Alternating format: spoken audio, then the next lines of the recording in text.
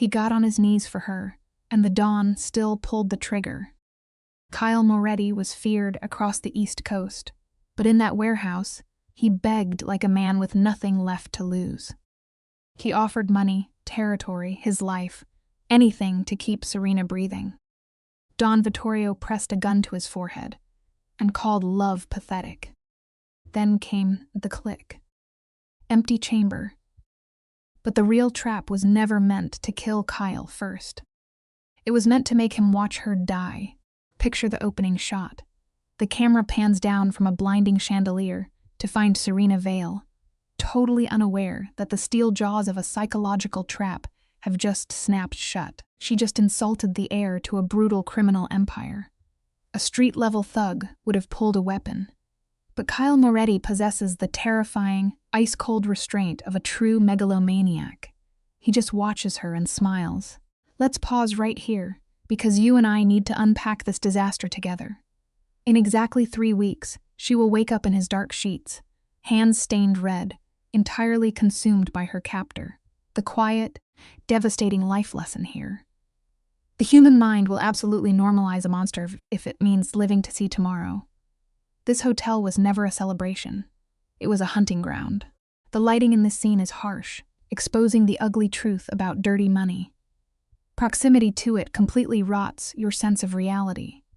For 6 months, Serena rewrote her own internal compass, watching men in tailored suits, fuel, manic benders and politicians hide absolute cruelty behind bright, empty smiles. Tonight was supposed to be a breather. Clean money, she thought. But the tragic reality is that no empire is clean. She stands by the grand entrance, clutching a tablet to her chest, like it might stop a bullet from these wildly entitled guests. She wears a stark black catering uniform, begging the room to let her vanish. But here is a bitter life lesson we all learn a little too late. The people who try the hardest to be invisible are exactly who a predator spots first. The camera tightens on her face. She plays dead, desperately hoping the danger simply walks past. Serena actually believes that keeping her head down will keep her safe as she weaves through the drunk elites toward a towering champagne display. And then the focus shifts. Kyle Moretti, he sits flanked by massive men radiating pure, terrifying violence. But Kyle is the absolute black hole of the room. He carries the heavy magnetic pull of a supreme narcissist, quietly pulling the oxygen from the air. His pale, dead eyes scan the floor like a starving wolf searching for a wounded deer. Serena read his file, but inkling on paper is nothing like feeling the cold draft of his presence. The biological life lesson is terrifyingly simple. Your nervous system always recognizes the wolf first. Watch the slight shift in his posture. Boredom always comes right before the cruelty begins. Kyle, this untouchable mob prince, is entirely numb to the noise around him. Serena catches the low rumble of his bodyguards and instantly recognizes that harsh, heavy Sicilian dialect from her own childhood block. Then Kyle's voice cuts clean through the string quartet. He openly mocks her in his native language, calling her a little girl playing dress-up, assuming she is just another deaf servant. It shatters her polite, perfectly practiced mask. Narcissists use casual humiliation like a sonar ping, bouncing insults off you to map your weak spots. The life lesson here is rough, but deeply true. Swallowing an insult might keep you breathing, but it slowly chips away at your soul. The background noise drops to total silence. The absolute worst mistake you can make with a god complex is to puncture the ego. Instead of walking away, Serena steps right into the blast radius. Kyle's bodyguards instantly reach inside their jackets. Pure, trained violence. But Serena does not flinch. She locks dead onto his pale eyes and fires back in flawless, rapid-fire Sicilian, mocking him for hiding behind the ghost of his dead father. The entire room holds its breath. The guards are waiting for the nod to end her. But Kyle barely lifts a finger, freezing them in place. He studies her. And here is a counterintuitive life lesson. Showing fearlessness to a monster does not scare them away. It just upgrades you from a random victim to a total obsession. Then he smiles. Zoom in on that smile. It is entirely devoid of warmth. It is the cold, terrifying spark of a predator finding a new toy.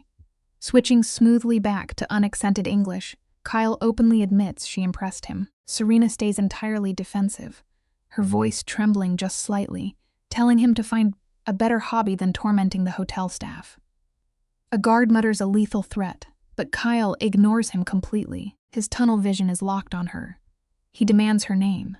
This is the tragic turning point. She should have lied. Just invent a name, snap the thread, and run. But she hands him the truth. Serena Vale, you and I both know the core life lesson for surviving this world. Never give a hunter your real coordinates. By handing over her name, she locks her own cage. The spell breaks the second her boss yells her name. Serena blinks and drops her gaze. Make no mistake, that drop is a physical surrender. Kyle politely lets her walk away, but the brand is already burning into her skin. For the rest of the shift, he does nothing obvious. He does not yell. He does not reach for her. He simply watches from the shadows. It is a suffocating, heavy pressure designed to flood her veins with cortisol. He wants her completely exhausted. He wants the sheer terror of being hunted to strip away her rational mind. It makes her furious, yet her heart races in a twisted, confusing rhythm. It is a deeply tragic life lesson, but undeniable. The human brain is genuinely terrible at telling the difference between the panic of being hunted and the rush of desire. The shift ends.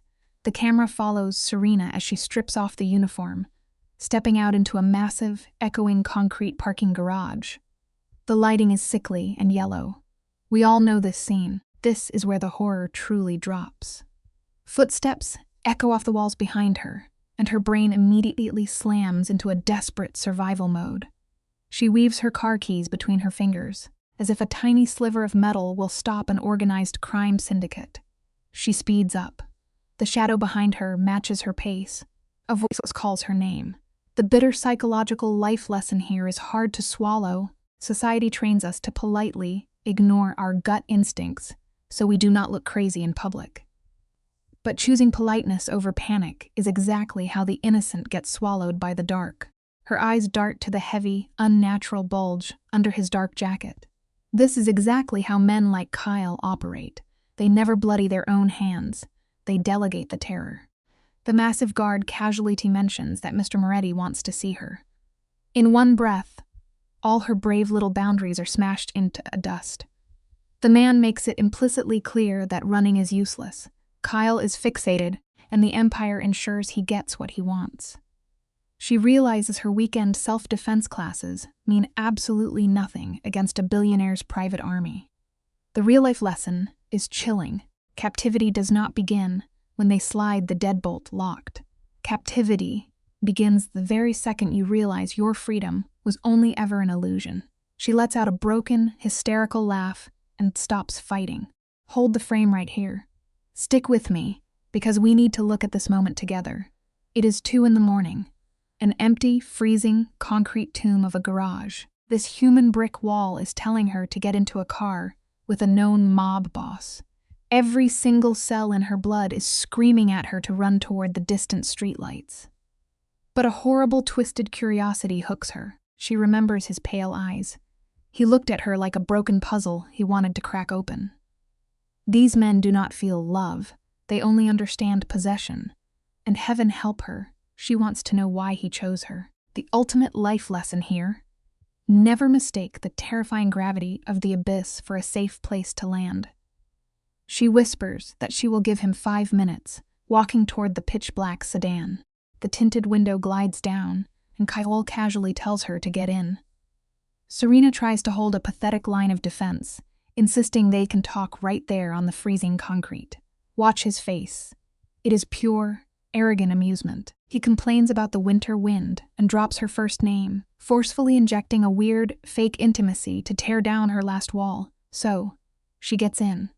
The heavy armored doors thud shut with the absolute sound of a vault locking. The massive guard slides into the driver's seat. She is physically boxed in. Before she can even take a breath, the engine roars and the car rips away from the curb, diving deep into the city night. A critical life lesson, holding onto illusions of safety, like the car keys biting into her bleeding knuckles, will not save you. The streetlights cast rhythmic shadows across his face. She demands to know what he wants. He slowly turns to her in the dark, his features locked in the terrifying, ice-cold symmetry of a true psychopath. He completely ignores her panic, softly asking where she learned to speak Sicilian. It knocks her entirely off balance. She stammers out that an old neighbor taught her the words, but when he asks if the neighbor taught her the insult too, she confesses she made that part up.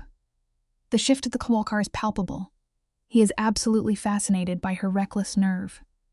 A profound life lesson, standing up to power, is romanticized, but sometimes it just makes you the most entertaining prey in the room. He lets out a real dark laugh. The trap is closed. The tragedy has begun. Let the camera linger on the cramped interior of the speeding sedan, bathed in the sickly yellow glow of streetlights. You and I can practically feel the claustrophobia tightening around her. Kyle's voice cuts the silence, revealing she has stepped blindly into a fatal trap. She attempts to mask her sheer terror with defiance, but her trembling hands betray her. He dismisses her panic with chilling logic, studying her with the unblinking focus of a predator. When she finally admits her fear, his obsession ignites. He whispers that hardened men cannot even meet his gaze. It is a harsh truth in this life. When a dangerous man praises your resilience, he is only calculating how much pressure it will take to break you. He leans in closer, entirely erasing the dark space between them. The tension in the cabin thickens, heavy like the breathless pause before a storm. She clings to the illusion of control, speaking in stiff tones as she demands to be left alone. His response is a terrifyingly calm reminder that he has not yet made an offer. His dark gaze rakes over her with sickening hunger. Without warning, the tires screech. The sedan halts perfectly in front of her house, an address she never gave him. The camera captures the exact moment her spirit fractures. It is a brutal psychological strike. As she spills out onto the pavement on trembling legs, she makes one final plea for freedom. His reply is a crushing weight. Here is a sobering life lesson. You can never bargain with someone who views you as property. They never compromise. They only dictate your ruin. He delivers a terrifying vow. He will not cross a single line until she begs him to. His unshakable certainty is haunting. She tries to dismiss him as a madman, but the toxic seed is planted.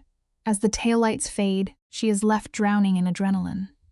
The camera watches her through a sleepless night, every shadow a looming threat to her frayed nerves. By dawn, her mind desperately tries to frame the horror as a nightmare, but the dark reality waits on her porch. A massive bouquet of blood-red roses sits like a gravestone at her door, marking the start of his siege. Remember this life lesson. Extravagant gestures, early on, are rarely born of true romance. They are calculated weapons designed to crush your boundaries and dismantle your precious sense of safety. Notice there is no card among the petals? That is a calculated choice to make her feel his suffocating presence. She drags the blooms inside, posture heavy with dread. Suddenly, her phone buzzes. An anonymous text arrives, mocking her exact outfit. He is watching. She blocks the number, a futile gesture against a man who views boundaries as invitations. This is where you and I must recognize the true predator. The deliveries multiply, a psychological siege disguised as courtship. Her naive roommate swoons over the fairy tale, but she is paralyzed by the stalking. The hard lesson here, Claire. A person who repeatedly ignores your limits is never showing you love. They are simply flexing their dangerous power over your life. She hides her terror from her roommate, a beautifully tragic mistake. Isolation is the oxygen that feeds a captor's fire. 2 weeks later, the shadows deepen. A vintage volume of Sicilian poetry arrives. The attached note drips with arrogance. He dictates her feelings, insisting she is only pretending not to be consumed by him. She resists for 3 agonizing days before breaking. The camera catches her in the dead of night, reading verses chosen to fabricate a false soulmate bond. She drowns in a cocktail of shame and dark curiosity. Next, he delivers a rare book she casually mentioned years ago, a surgical strike on her fragile psyche. The crucial life lesson. Keeping your deepest fears hidden in the dark only gives your demons the perfect, undisturbed environment to grow stronger. Realizing he dug into her past severs her last nerve, the violation ignites an emotional explosion, wiping away all reason.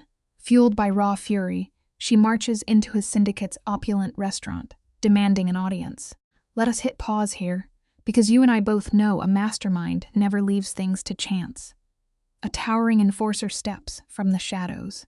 His words are polite, yet the scent of cold violence radiates off him. He guides her past oblivious diners toward the untouchable crime boss. She genuinely believes she is taking a heroic stand, blind to the fact that she is walking willfully into his gilded cage. Here is a hard life lesson. Never let temporary rage dictate your strategy, or you will effortlessly play the exact game your enemy designed. The camera tracks her past stolen paintings to a guarded back room. Inside, 6 lieutenants sit around a heavy table. The second she enters, the silence is deafening. Kyle sits at the head, swirling dark wine. His face is a mask of cold calculation.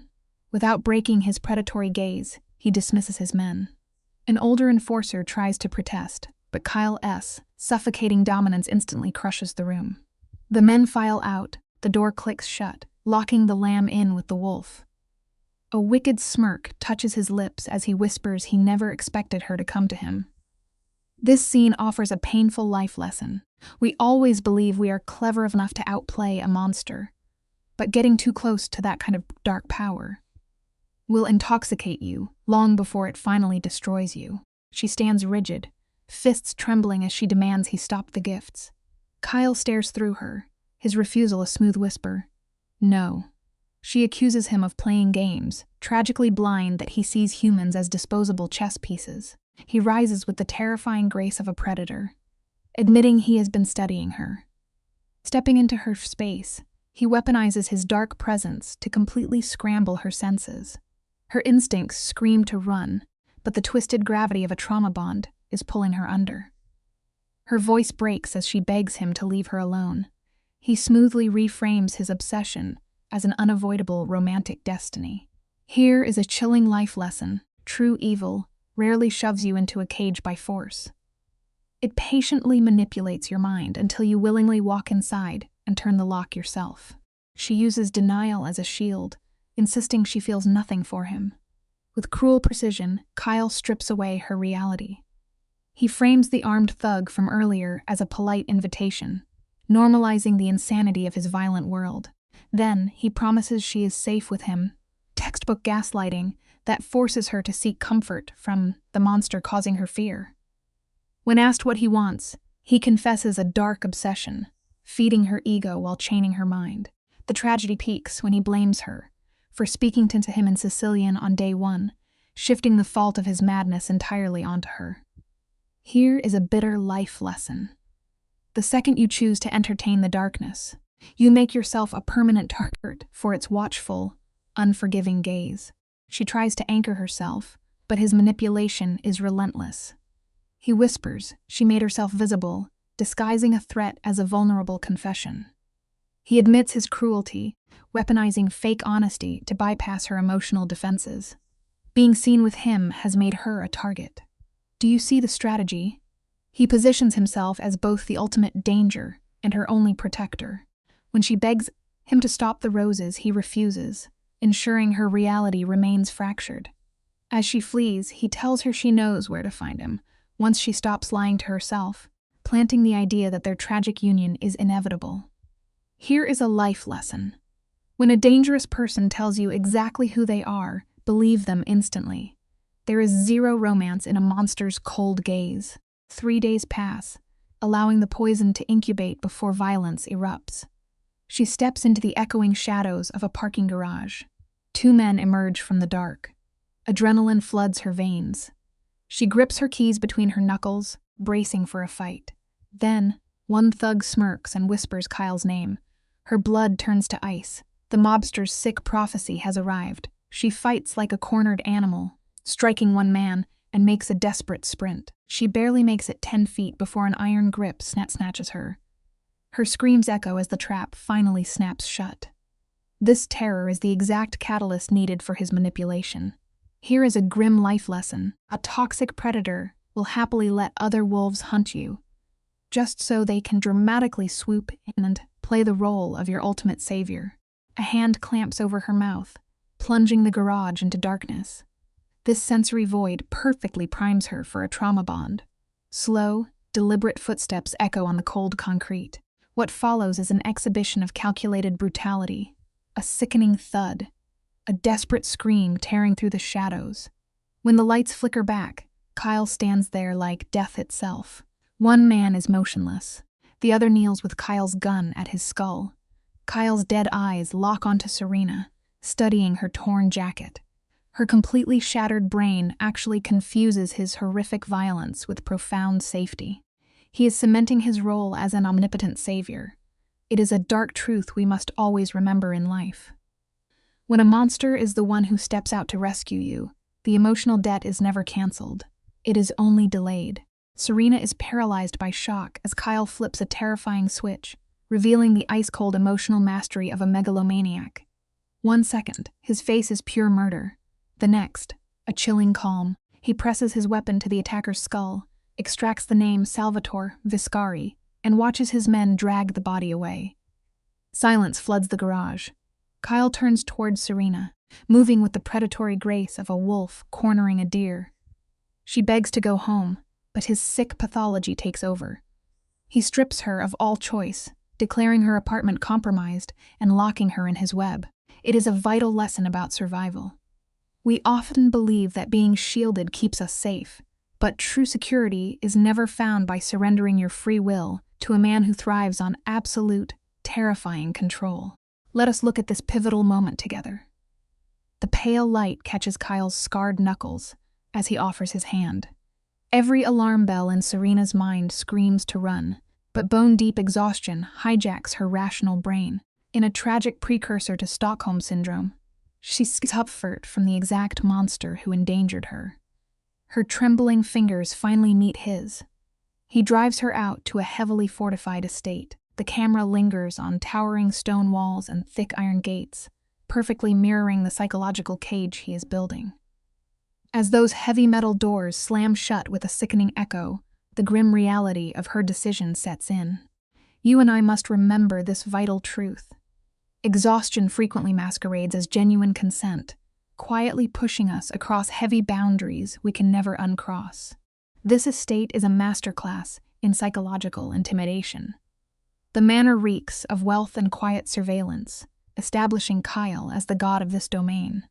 When Serena questions her captivity, he gently strokes her knuckles to breed dependency. He feeds her the classic lie that this isolation is solely for her protection. Inside, his staff anticipates her every need, methodically eroding her independence. As he guides her through the halls, his obsessive possession is brilliantly disguised as supportive care. The sheer opulence of cold marble is weaponized to overwhelm her fragile mind. The lesson here is deeply devastating.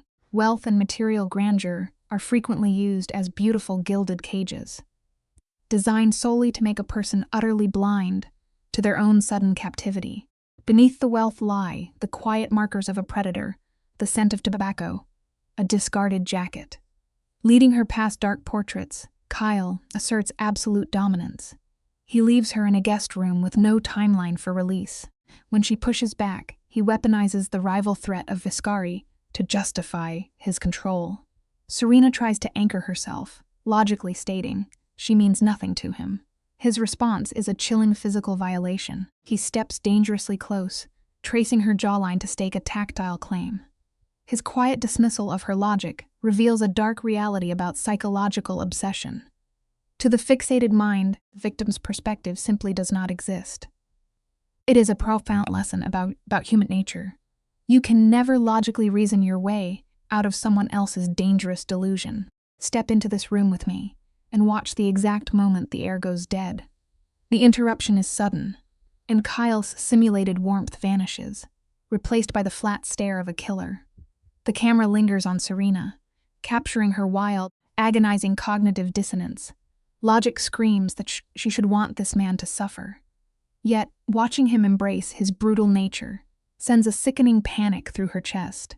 He orders her to rest, dressing up his control as tender care, validating his violence as he goes out to spill blood in her name.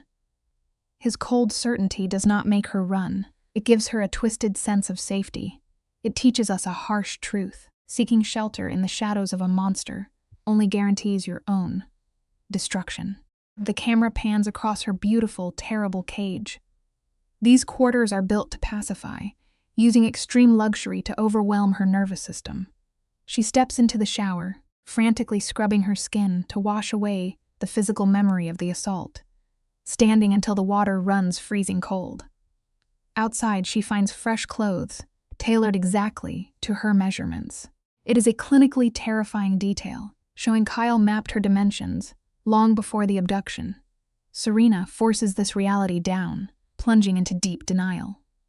She tells herself she will leave at dawn, a tragic lie her own mind already rejects. It brings us to a deeply unsettling realization about life. Comfort is frequently the most effective weapon, used to silently crush our natural instinct to escape. Waking up is always the cruelest moment. The camera catches the brief amnesia in Serena's eyes before reality crashes down. Her phone lights up with frantic messages from Maya. This is the agonizing tragedy of captivity. Serena helps build her own cage, typing out a lie that severs her only lifeline. In the kitchen, she finds Kyle playing house. He pours coffee in casual clothes, a calculated performance, masking the monster underneath. But the lens focuses on his freshly split knuckles. Serena actively looks away, choosing willful blindness. When she asks about the previous night, his clinical dismissal of human life chills the blood. We learn a vital lesson here. When we actively lie to cover up the darkness surrounding us, we become the silent architects of our own prison. Let us look closely at this quiet tension. Kyle casually explains a brutal territorial dispute, painting Serena as a pawn in his violent chess match. His rival correctly identified her as Kyle's singular vulnerability. When Serena challenges this irrational obsession, Kyle reveals the cold mindset of a true narcissist. His fixation needs no foundation. It exists as absolute law. Serena tears herself apart inside. Her rational mind begs her to dismiss his behavior as mere adrenaline. But the trauma bond is already rewiring her emotional circuits, forging an addictive tension every time their eyes lock. We must understand a vital truth. The greatest danger is not the physical threat itself, but our brain's terrifying capacity to eventually romanticize the very thing that traps us. The camera tightens as Serena makes a desperate push to reclaim her life, demanding to go home. Kyle counters with a 3-day timeline, a psychological trick to pacify his captive with a false horizon. When she rejects his terms, his twisted control crystallizes. He fully revokes her choices. Serena calls it exactly what it is: kidnapping. But Kyle uses extreme rationalization, rebranding his imprisonment as necessary protection. He steps into her space, using physical proximity to dominate while speaking in dangerously gentle tones. He shifts the blame onto his rival, washing his hands of guilt. The lesson here is deeply tragic. When someone strips away your freedom under the guise of keeping you safe, they are not your protector. They have simply become your new warden. Look at the framing of this moment. The trap snaps shut with agonizing precision. "You are staying here where I can keep you safe," Kyle dictates. He engineers an isolation so complete that he becomes her only anchor. Serena visibly trembles, fighting to hold on to reality. Then comes the masterstroke, a calculated, beautiful glimpse of remorse. "You deserve better," he whispers. Just as his fingers brush her cheek, an enforcer shatters the tension. Viscari demands an 8 o'clock meeting. He must come entirely alone. The lighting seems to dim, the air turning heavy with dread. It is an undeniable, fatal setup. The lesson here is simple but harsh. In a world ruled by apex predators, a single second of hesitation will always cost you your life. The camera pushes in slowly on Kyle. The lighting is cold, almost surgical, matching the freezing detachment in his eyes as he orders sniper coverage for an obvious ambush. To him, violence is just a simple math problem. But look at Serena in the background. Her hands are visibly shaking. She begs him not to walk into a trap, tethered to an empathy he simply does not possess. He takes a slow sip of his coffee, testing her. He asks if his death would actually bother her. She desperately wants to lie, to build a wall against this mobster, but the trembling in her voice betrays her. The devastating life lesson here is clear. Normal human morality is incredibly fragile when placed directly into the orbit of absolute unbending conviction. Let us hit pause on this frame. You and I are watching the exact moment a woman completely surrenders her survival instincts. Serena whispers that his death would bother her, foolishly believing she is making a defiant stand. Kyle merely tilts his head, studying her like a starving wolf cornering a lamb. He reaches out his thumb, tracing her jawline, and promises he is not done with her. Left alone in the shadowy mansion, the camera follows her as she wanders aimlessly. Her fingertips brush across dusty grand pianos and heavy books. She is literally measuring the drapes of her own tragic cage. It is a bitter truth to face. The absolute hardest prison to break out of is the one where you fall, hopelessly in love, with the man holding the keys. The tragedy deepens in her body language. Any sane person locked inside a mafia estate would be throwing chairs through the glass. Instead, Serena rattles a heavy oak door, lets out a hollow sigh, and lets her arms drop. It is the terrifying apathy that settles in when the mind simply surrenders. The scene shifts to the foggy estate gardens. She sits beneath the looming shadow of a weeping angel fountain, shivering on a cold stone bench, agonizing over the violent crime boss who stole her freedom. It is a heartbreaking image. Sometimes we completely abandon our own safety just to fix someone else who is broken. Suddenly, the camera slowly pans. Standing perfectly still in the mist is Maria, watching the girl with the cold, dead eyes of a shark. Maria steps into the frame, the sharp snip of her pruning shears echoing like a ticking clock. She speaks with terrifying calm for someone employed by a crime syndicate. When she assumes Serena is the new girlfriend, the camera catches the sudden, defensive flush creeping up Serena's neck. Then, Maria drops the emotional anvil. She points to the soil, explaining that Kyle's mother planted these exact roses before cancer took her away when he was only 12. In a single heartbeat, the lighting seems to soften. Kyle is no longer a killer in her mind, but a shattered little boy begging for his mother. The real tragedy here is horrifyingly simple. Our minds will rapidly rewrite a terrifying monster into a helpless victim, just so we do not have to be afraid of them anymore.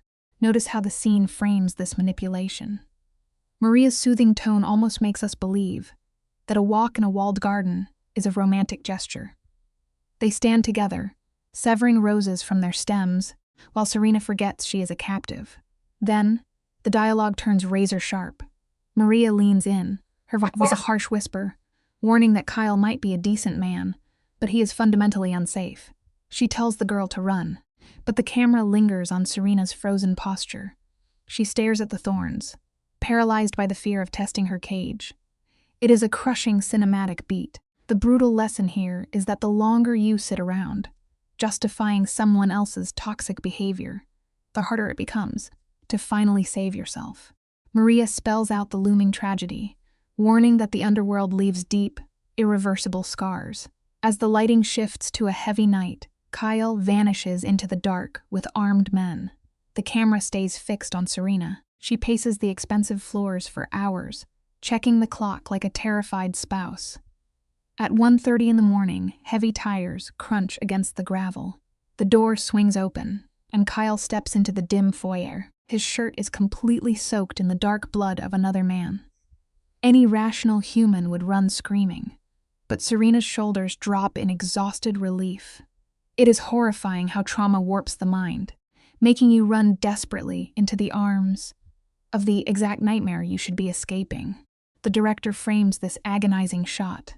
Serena stands inches from a man radiating the sharp stench of fresh blood and gunpowder. His chest heaves as he delivers his confession. He slaughtered his rival, Viscari, for one terrifying reason, that the man dared to touch her. Kyle's eyes are a storm of violence and twisted, possessive love. He whispers that she should be sick to her stomach, looking at him, offering a false exit. He knows exactly how tightly she is bound. By all laws of sanity, she should sprint for the door. Instead, she slowly closes the gap, burying her face against the chest of a confessed killer. The hardest truth in life is that sometimes we will eagerly accept the darkest kind of love, just so we do not have to be alone. Let us look closely at this scene together. You and I are watching the exact moment a soul gets tethered to the dark. Starved for human warmth, Kyle breaks his rigid posture, pulling Serena into a desperate embrace. He buries his face in her hair like a drowning man. In that shadowed hallway, suffocating on the scent of dead roses and fresh violence, Serena seals her tragic fate. She locks onto a predator who kills to protect his property. When he suddenly steps away to scrub the blood from his knuckles, sheer panic washes over her face. She begs for connection, but he coldly orders her to wait. The harsh life lesson is staggering. People will ignore the most terrifying red flags, so long as the monster holding them promises they will never be alone again. The camera catches a chilling detail. Before leaving, he gives her hip a firm tap, a physical anchor designed to keep her emotionally chained. 40 minutes later, he summons her to the library.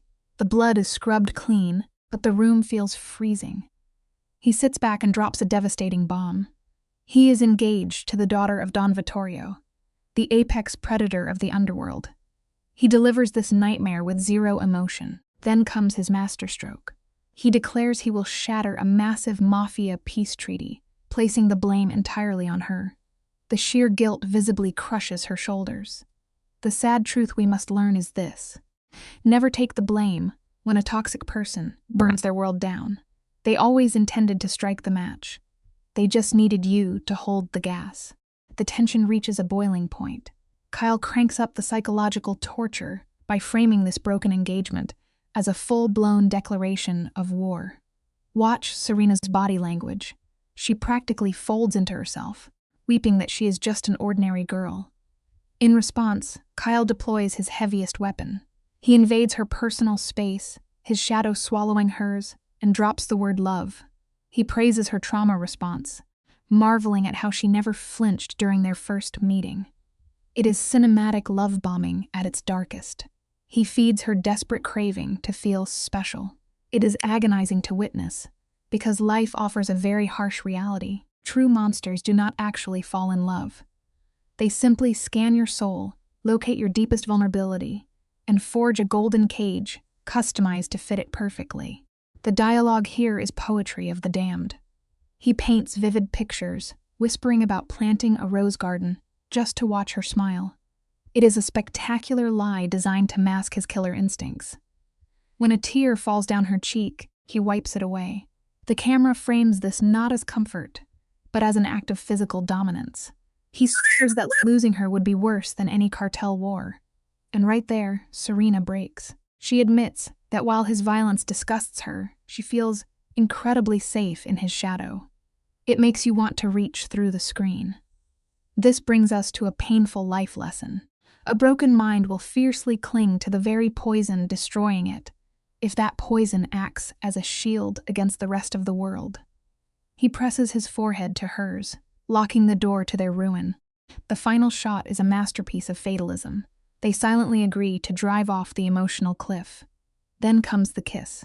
The director leaves no room for romance. It is raw, aggressive, territorial claiming. The dark lighting makes the moment taste like pure adrenaline and danger, pushing them past a boundary they can never uncross. When he tells her to stay the night, his tone leaves no room for debate. It is a contract with no return clause. Serena throws away her entire safe life for a maniac who treats her like a prized trophy worth bleeding for. It is gutting to watch as the screen fades to black. Here is the vital lesson to carry with you. Never let your desperation to be valued cause you to mistake predatory obsession for trying love.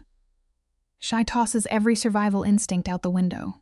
The camera trails Serena as she drifts down a corridor, lined with the painted eyes of dead cartel warlords, a literal museum of sociopaths leading right to his bed.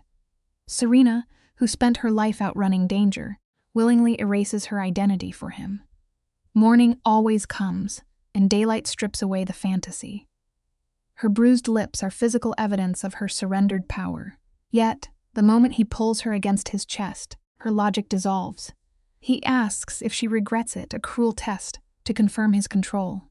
They lie there, pretending the world outside does not exist, until a vibrating phone on the nightstand shatters the illusion. The lesson here is absolute.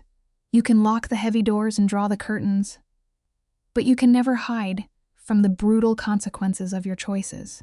He finally answers the call, and the mask of the gentle lover melts away.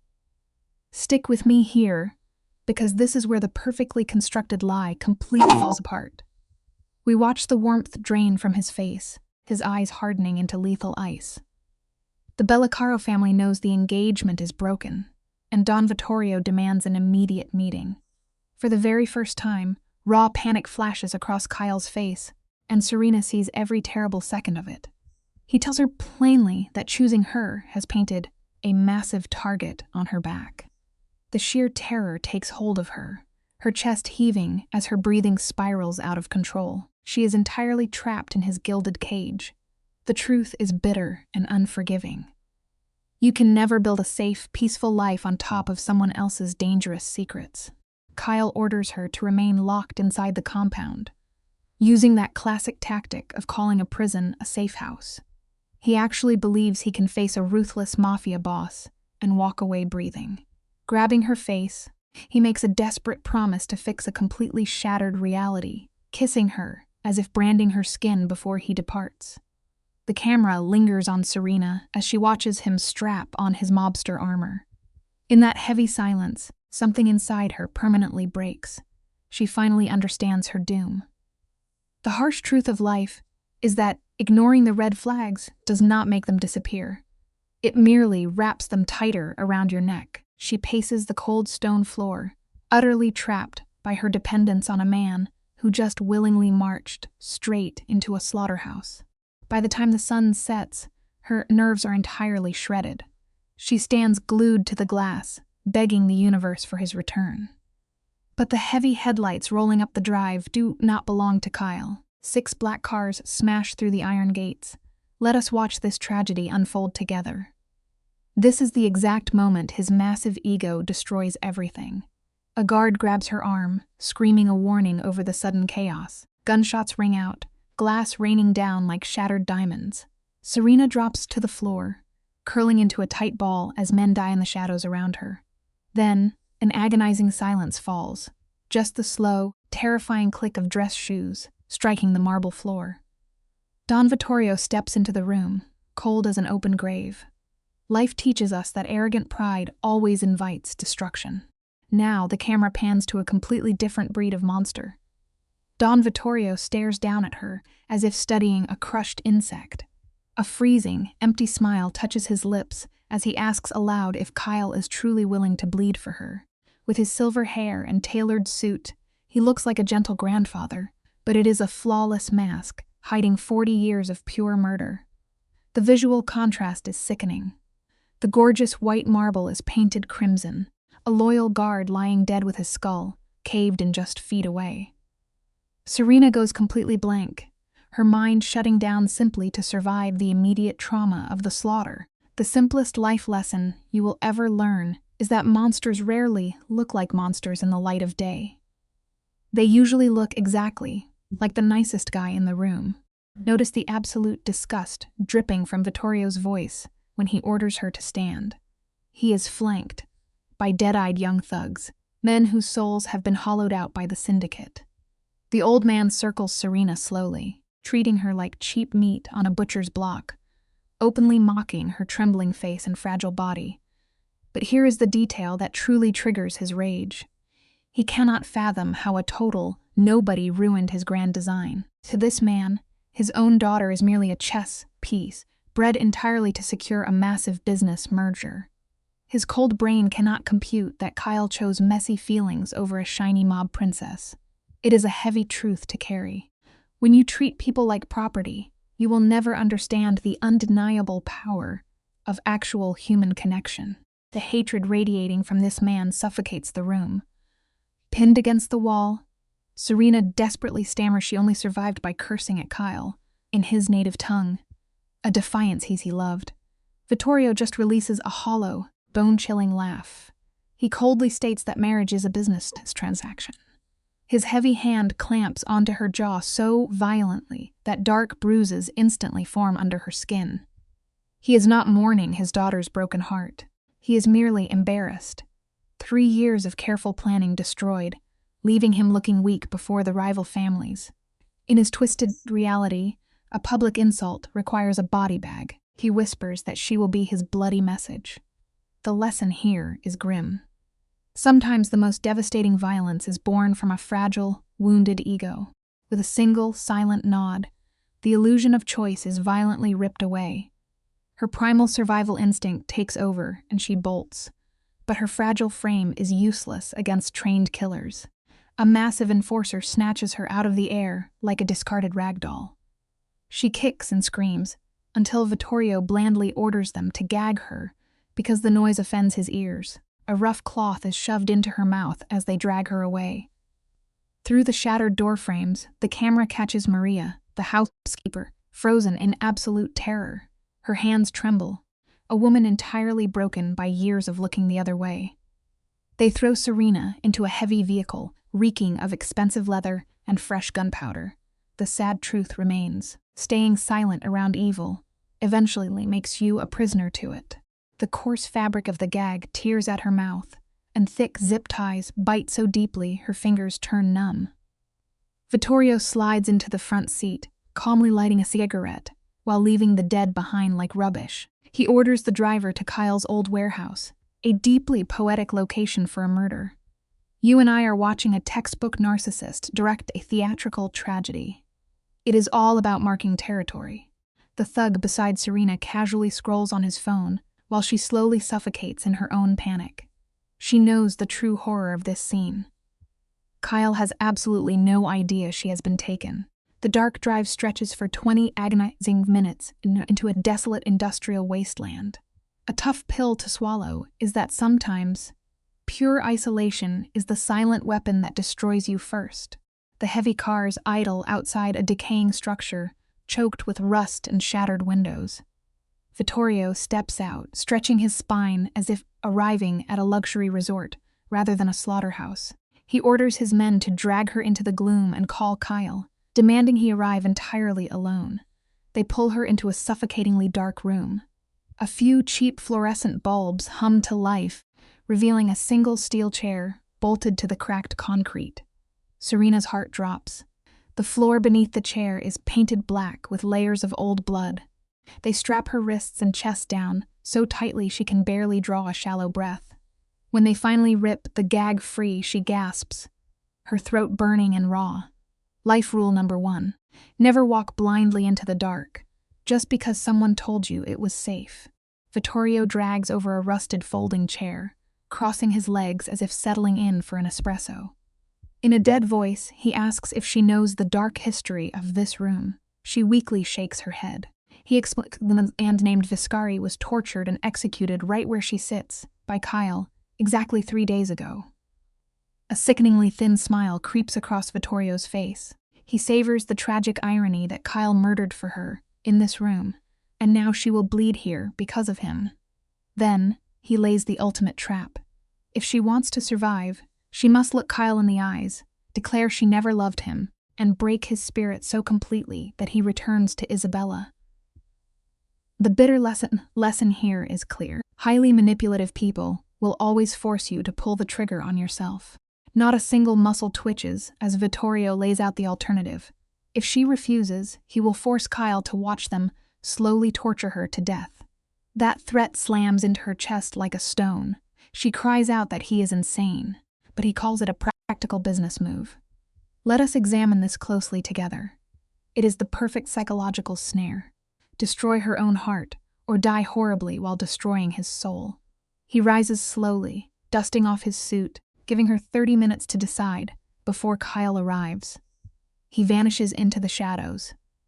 But Serena has been counting every frantic heartbeat since they took her. She knows she does not have 30 minutes. She only has 18. The most terrifying truth of all, time is the one thing you can never negotiate with, no matter how much you beg. Let us look at this scene together. The roar of an engine shatters the silence, followed by the dull thud of a door. Kyle steps into the grim lighting, completely alone. Serena watches him, and you can practically see her heart shatter. It is the tragic irony of her existence, finding comfort in the hands of a violent monster. He is dressed in stark black, radiating destruction. But the second his eyes meet hers, his armor cracks. He breathes her name, losing his icy grip. Suddenly, Vittorio steps from the shadows, slow clapping. Kyle instantly offers to surrender to the arranged marriage, just to buy her safety. Vittorio only offers a cruel smile. It teaches us a real truth. True love is not about grand gestures. It is about handing your worst enemy the knife to keep someone else breathing. Vittorio treats Serena like a mere prop in his twisted play. Kyle steps forward, and instantly every gun in the room locks onto his chest. He threatens to ruin Vittorio's bloodline, but the old man simply draws a silver pistol. He is a pure narcissist, starving for submission. He commands Kyle to kneel, accept the marriage, and pay a $10 million fine. Kyle does not even blink. He accepts every condition, dropping heavily into a puddle of blood on the concrete. Serena begs him to stop, her voice cracking in pure horror as she watches the deadliest man she knows throw away his power for her. It leaves us with a profound realization.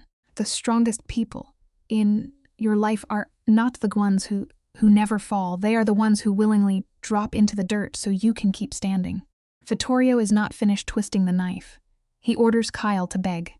Kyle strains his voice, offering money, territory, and his own life to let her go.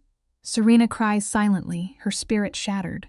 Vittorio walks over, pressing the cold barrel against Kyle's temple, whispering that love makes a man powerless. He pulls the trigger. A loud, empty click echoes across the room. Kyle never even flinches, staring straight ahead with dead eyes. Laughing, Vittorio turns the weapon toward Serena, calling her a loose end. Instantly, Kyle explodes off the floor.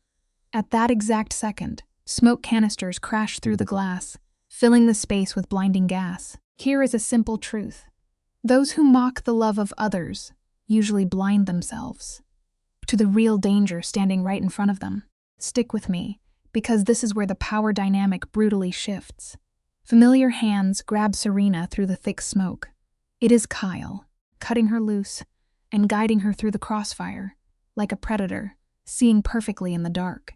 He drops her safely behind an armored car. She stammers that he promised to come alone. Kyle flashes a terrifying smile and admits he lied. Why would he ever walk into a trap without his crew? He vanishes back into the chaotic fog. The takedown is brutally precise.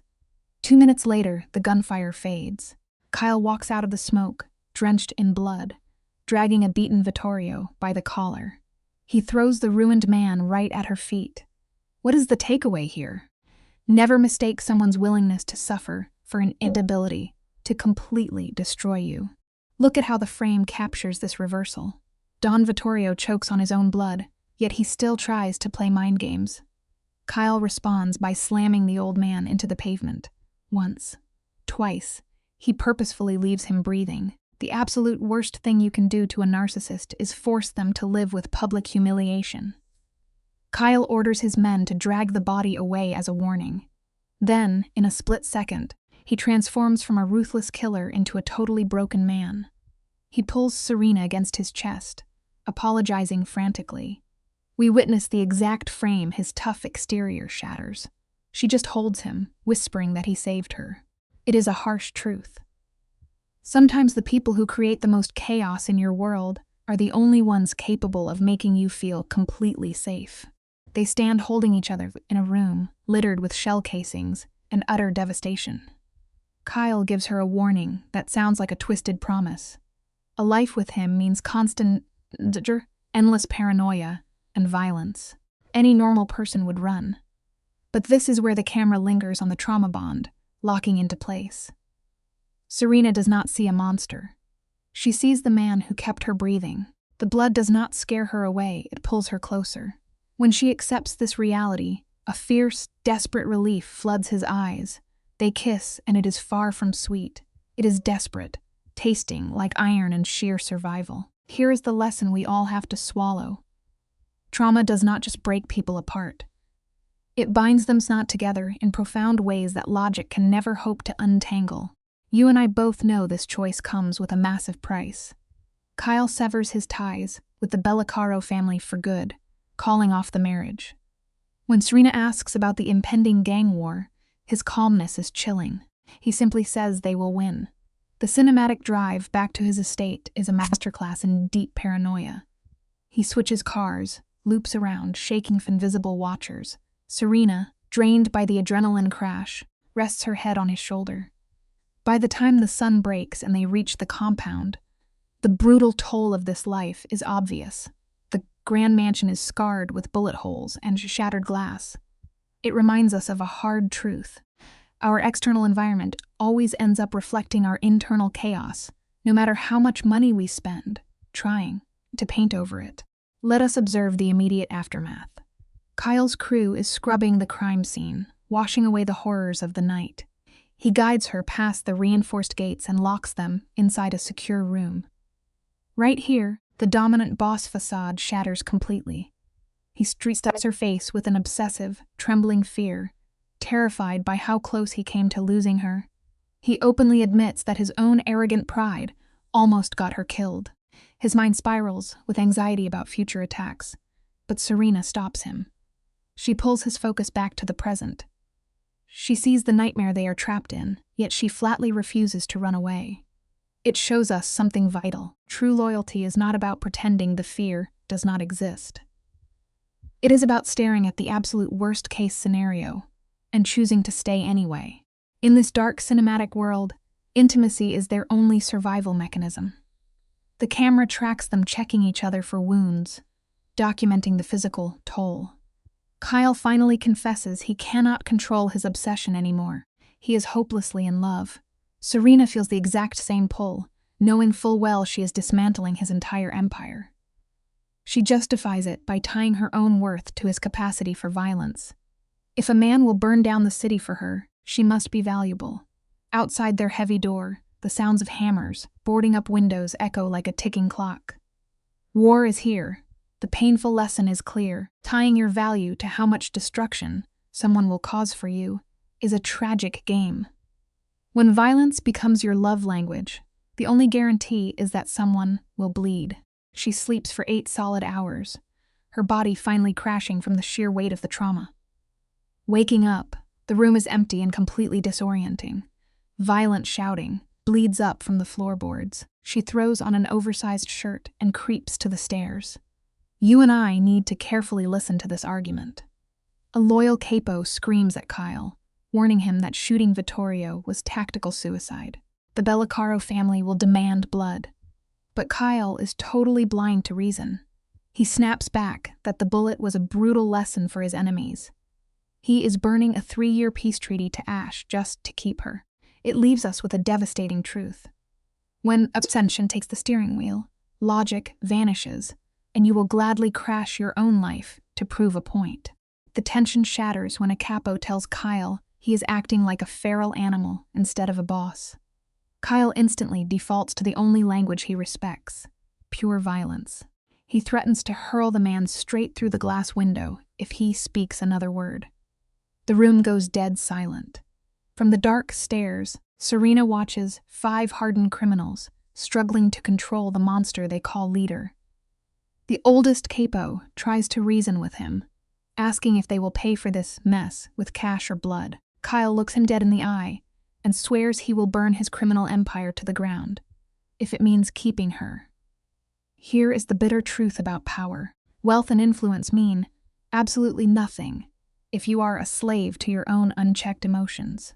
Picture the heavy shadows of the study. We are watching a man systematically dismantle his own legacy. Kyle stands rigid, rejecting everything his father built, refusing the arranged marriage meant to buy peace. His men try a softer approach. They murmur their respect but point out the brutal truth.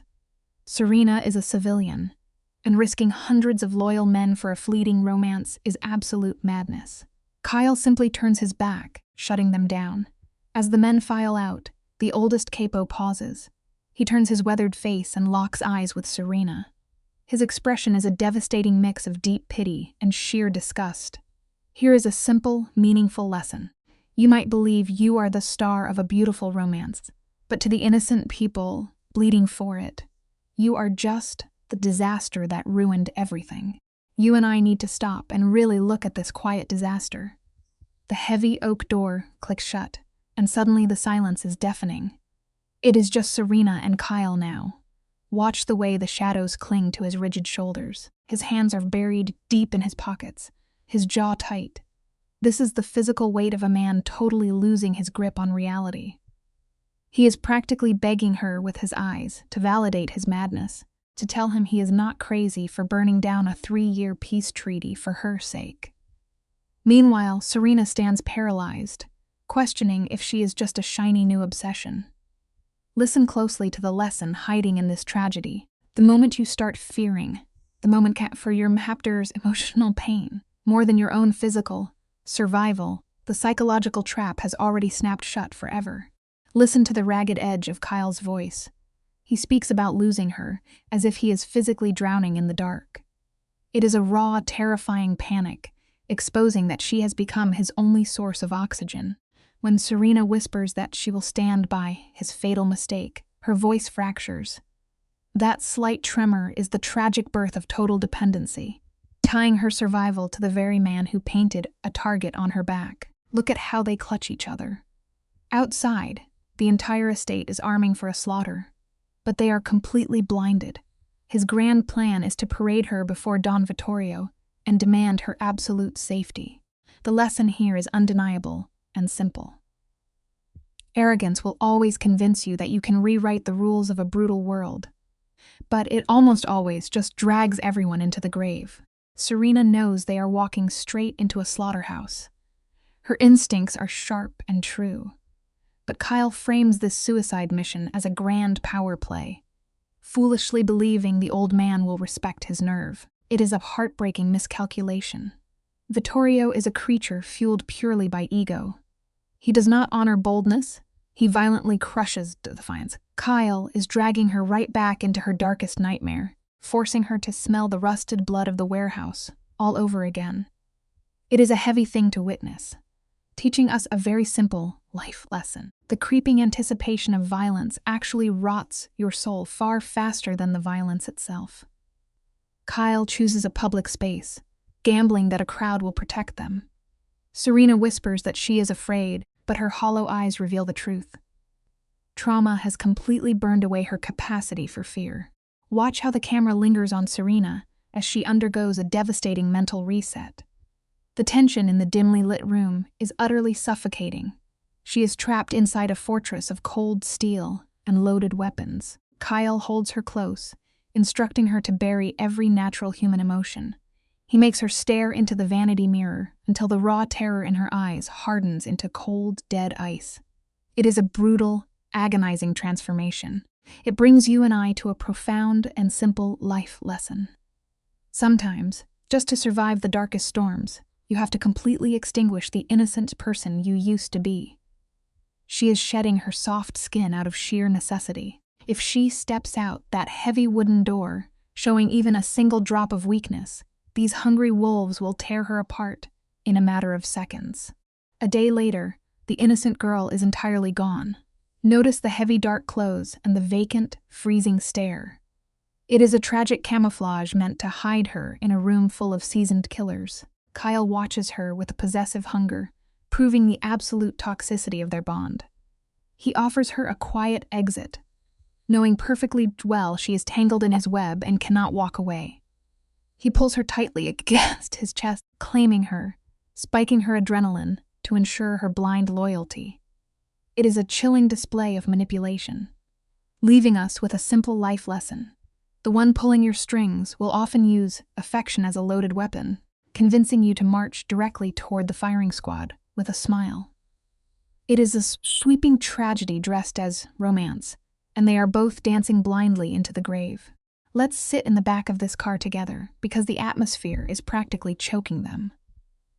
They glide past lines of heavily armed guards. Serena's very bones are screaming at her to run. Her pulse thrashes against her throat. terrified of the sadistic rival waiting to butcher them. Yet, watch how she closes her eyes and forces her mind to rebrand this horrific panic as profound love. It is the exact same fatal delusion blinding Vittorio's men, who believe bleeding out for a tyrant is an honor. This gives us a heartbreaking, simple life lesson. The human mind will construct any beautiful fantasy to avoid confronting a gruesome reality. The black sedan finally idles outside, a lavishly named restaurant, a sickening contrast to the bloody slaughter awaiting them inside. The irony is utterly suffocating. The golden lighting of the restaurant looks elegant and peaceful. But watch Serena's eyes as she pierces the illusion. She notices the subtle tilt of security lenses, the unnatural bulges under tailored coats, and the eerie absence of normal patrons. Kyle nudges her, a silent command to straighten her spine, and she pulls on a mask of cold dominance to conceal her trembling fingers. They step past Vittorio's elite executioners. Notice their flat, dead eyes. These are men who sever lives without a flicker of remorse. It brings a chilling, simple life lesson into focus. The true monsters of this world do not roar or draw attention to themselves. They stand perfectly still, in the quiet shadows, blending into the elegant background, waiting to end you, the very second you let your guard down. Let's pause and study the geography of this dining room. Every shadow is designed to intimidate. At the head of the mahogany table sits Don Vittorio. His breathing is shallow, his body decaying from a gunshot wound, yet his eyes blaze with unholy malice. His physical form is failing, so his ego demands he break someone to feel supreme again. He locks his predatory gaze onto Serena, targeting the most vulnerable soul to absorb his venom. Kyle remains utterly motionless beside her, refusing to flinch. Vittorio lets out a wretched laugh, coughing up crimson onto his chin. It is a grotesque sight that carries a simple life lesson. Men poisoned by power will gleefully burn the entire world to ash, violently clinging to their hollow thrones, even as their own bodies rot away from the inside out. Listen to Vittorio recite the names of his fallen soldiers. Do not be deceived.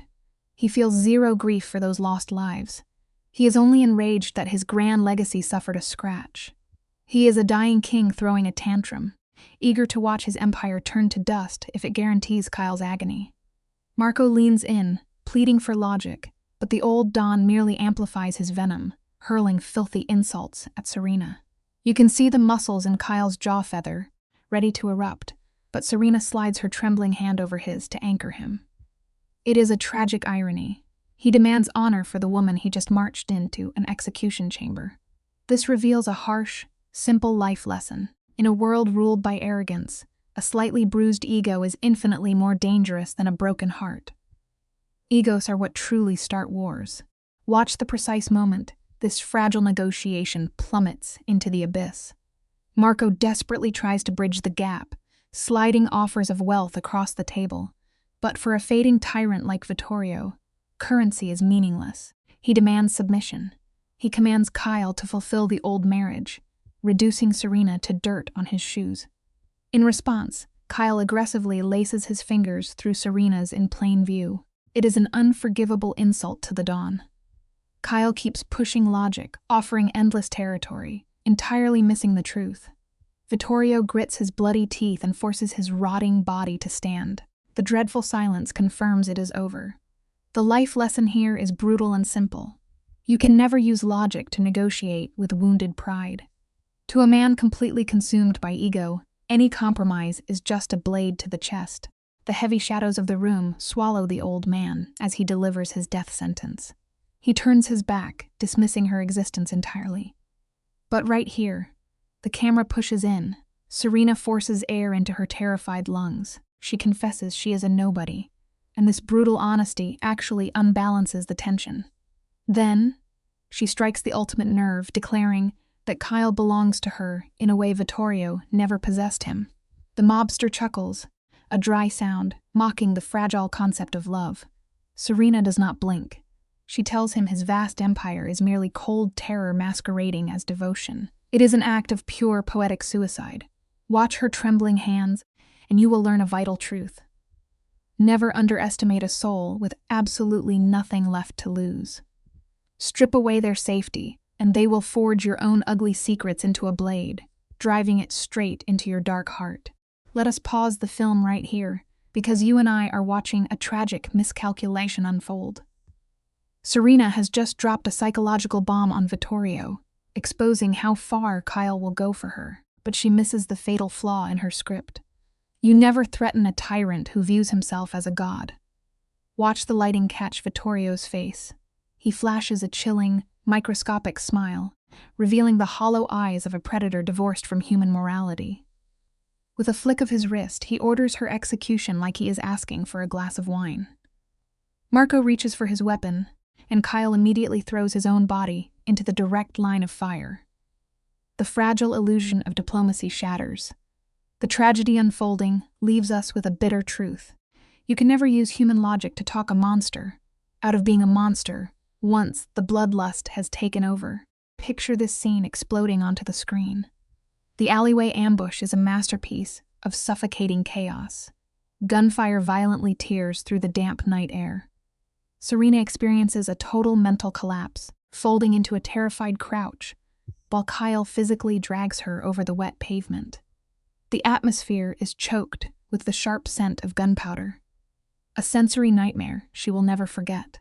They burst into the open street, just as their getaway vehicle erupts into a massive fireball. Vittorio's men swarm the shadows like wolves. Kyle fights back with the lethal grace of a man raised to deal death, but the tragic math is against him. Too many guns, not enough time. Seeing a bullet tear into Kyle shatters Serena completely. The lesson written in her screaming eyes is devastating. True terror is not merely facing your own death. It is watching your only safe harbor bleed out in front of you. The camera pulls us into the claustrophobic back seat of the fleeing car. We are witnessing the ugly, raw anatomy of a trauma bond. Serena is drowning in pure panic, her mind completely hijacked by fear, as she pulls Kyle's bleeding frame against her chest. She stares at her violently shaking hands, watching the hot crimson fluid slip between her fingers. She cries out that he is dying, her sanity fracturing. But look at Kyle. Even with a bullet lodged inside him, his ingrained paranoia dictates the script. He fiercely denies a hospital trip, commanding his driver to speed toward his private assistant and summon an underground surgeon. It's a terrifying sequence of violence. A quiet truth emerges from the wreckage. A sudden crisis will always burn away our polite societal masks, brutally revealing who we are truly tethered to in the dark. The engine screams as the vehicle violently swerves through the dark streets. Serena presses her weight against his wound, but the dark blood refuses to stop. Under the flashing streetlights, Kyle's face is a terrifying shade of ash, looking like a ghost already walking into the grave. She weeps openly, begging him to stay awake. He weakly reaches up, whispering a broken apology for failing to protect her. She snaps back with fierce desperation, reminding him he literally just took a bullet for her. His laugh decays into a sickening, wet cough. After an agonizing eternity, his guards drag his limp body into a bedroom where Dr. Chen waits with his surgical tools. It brings us to a deeply tragic realization. When sheer terror takes over, a trauma bond twists reality, making the exact person who dragged you into a war zone feel like your safest home. Dr. Chen issues a sharp command to clear the room, but the camera stays locked on Serena. She plants her feet into the floorboards, refusing to move. She embodies the fierce defiance of a woman who simply cannot lose her anchor. The surgeon works with cold precision, while Kyle drifts in a haze of agony. When Chen declares the mobster lucky that the lead missed his organs, a bitter laugh tears out of Serena's throat. Chen flatly replies that luck is relative in their grim world, ordering 6 weeks of rest. Kyle blinks awake, his ego flaring as he immediately rejects the order. Unfazed, the doctor reminds him that his dark crown means nothing if his veins run dry. It is a humbling truth we all must face. Every ounce of worldly power is just a fragile illusion, the second our physical bodies decide to fail us. Driven by a toxic need to stay in control, Kyle violently tries to push himself upright. An agonizing spike of pain immediately slams his shoulders back against the sheets. Dr. Chen lays out the brutal truth: stay down, or bleed to death from torn stitches. Serena grips his trembling hand, her voice cracking as she begs him to rest.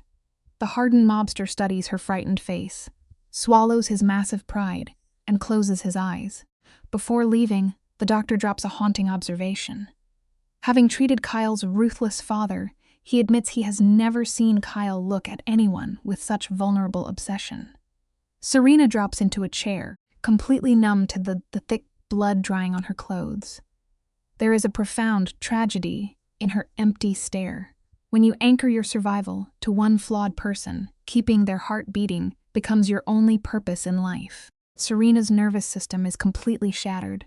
Her pale fingers are locked around his hand, terrified that letting go will end his life. Outside the windows, the terrifying sounds of a mob war begin to echo shouted commands, roaring engines, the sharp clicking of weapons. Vittorio has turned a peaceful meeting into a bloodbath. Crushed by guilt, Serena buries her face against Kyle's feverish skin. But the mobster's eyes snap open, sharp and dangerous. He violently shuts down her grief. His voice is a rough whisper as he swears he knew exactly what taking her would cost, and he would happily bleed out to pay that price again. He strokes her hand, basking in the twisted glory that she is still his. It reveals a disturbing truth. A poisoned mind never flees from destruction. It uses the surrounding chaos to validate its darkest, most dangerous attachments. Watch closely as the power dynamic inverts. Kyle promises to end the turf war with the cold confidence of an apex predator.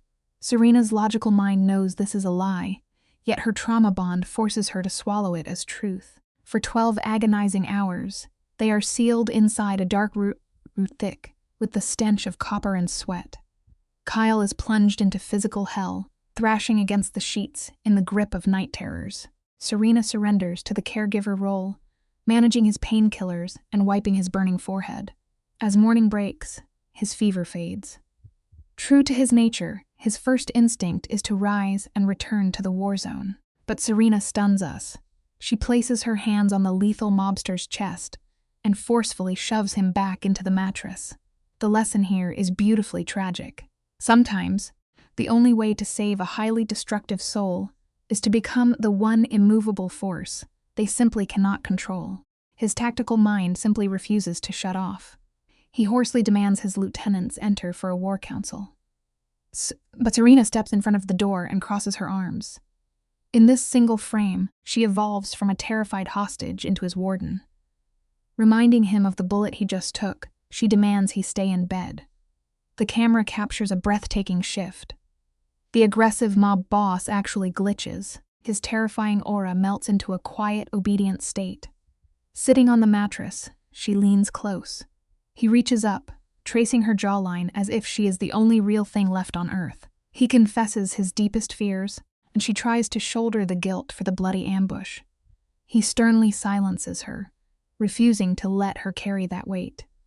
We learn a heartbreaking truth from this dark romance. Shared trauma creates a powerful delusion of complete safety, even while your entire world is actively burning to the ground. The shadows deepen as Kyle lays out the brutal mathematics of their reality. His voice is chillingly calm as he explains that Vittorio is foaming with murderous rage, and a massive siege is coming. But then, the killer does something shocking.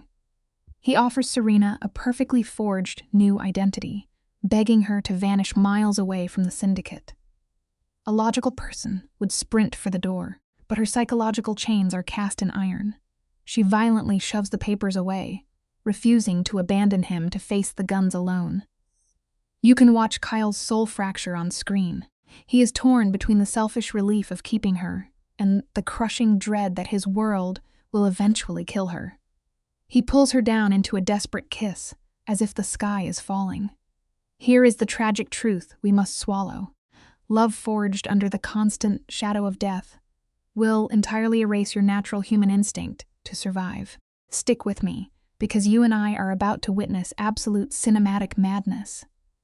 Kyle begins mapping out a suicidal chess move, He plans to manipulate the neutral crime families against Vittorio. His strategy is to march directly into a mob summit in Philadelphia and expose the old man as an unhinged narcissist who is ruining their business. The color drains from Serena's face. He is literally proposing to walk unarmed into a room, crawling with apex predators, men who would gladly shoot him just to avoid a war. Kyle looks deeply into her terrified eyes and freely admits that the strategy is functionally insane. But his grip tightens on her fingers as he swears it is the final card they hold in their bloody deck. It all crashes into a terrifying life lesson. Sometimes, the only possible way to defeat an unstoppable monster is to stop running and step willingly into its waiting jaws. Picture this opening frame with me. As the crushing weight of the summit settles, Kyle blinks first. He pitches a desperate escape, begging to liquidate the empire and vanish like ghosts. It is a frantic grasp for control. But watch the camera linger on Serena. She stares at the dried blood beneath her fingernails and chooses war. She whispers that taking a bullet by his side is better than drawing breath without him. It is the tragic peak of trauma bonding. Kyle completely shatters, dragging her against his chest to hold his own splintering mind together. He sets a 72-hour countdown for their final play. So Serena swallows her tears, burying the terrifying odds that they will both be dead by Friday. Here is the lesson.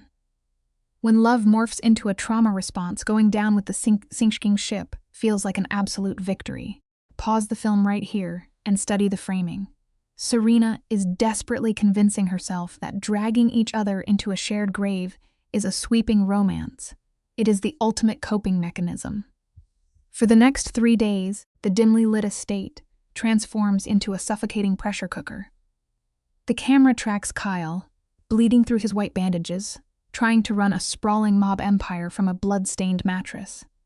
Meanwhile, Serena realizes Vittorio is a methodical parasite who demands ownership of everything he touches.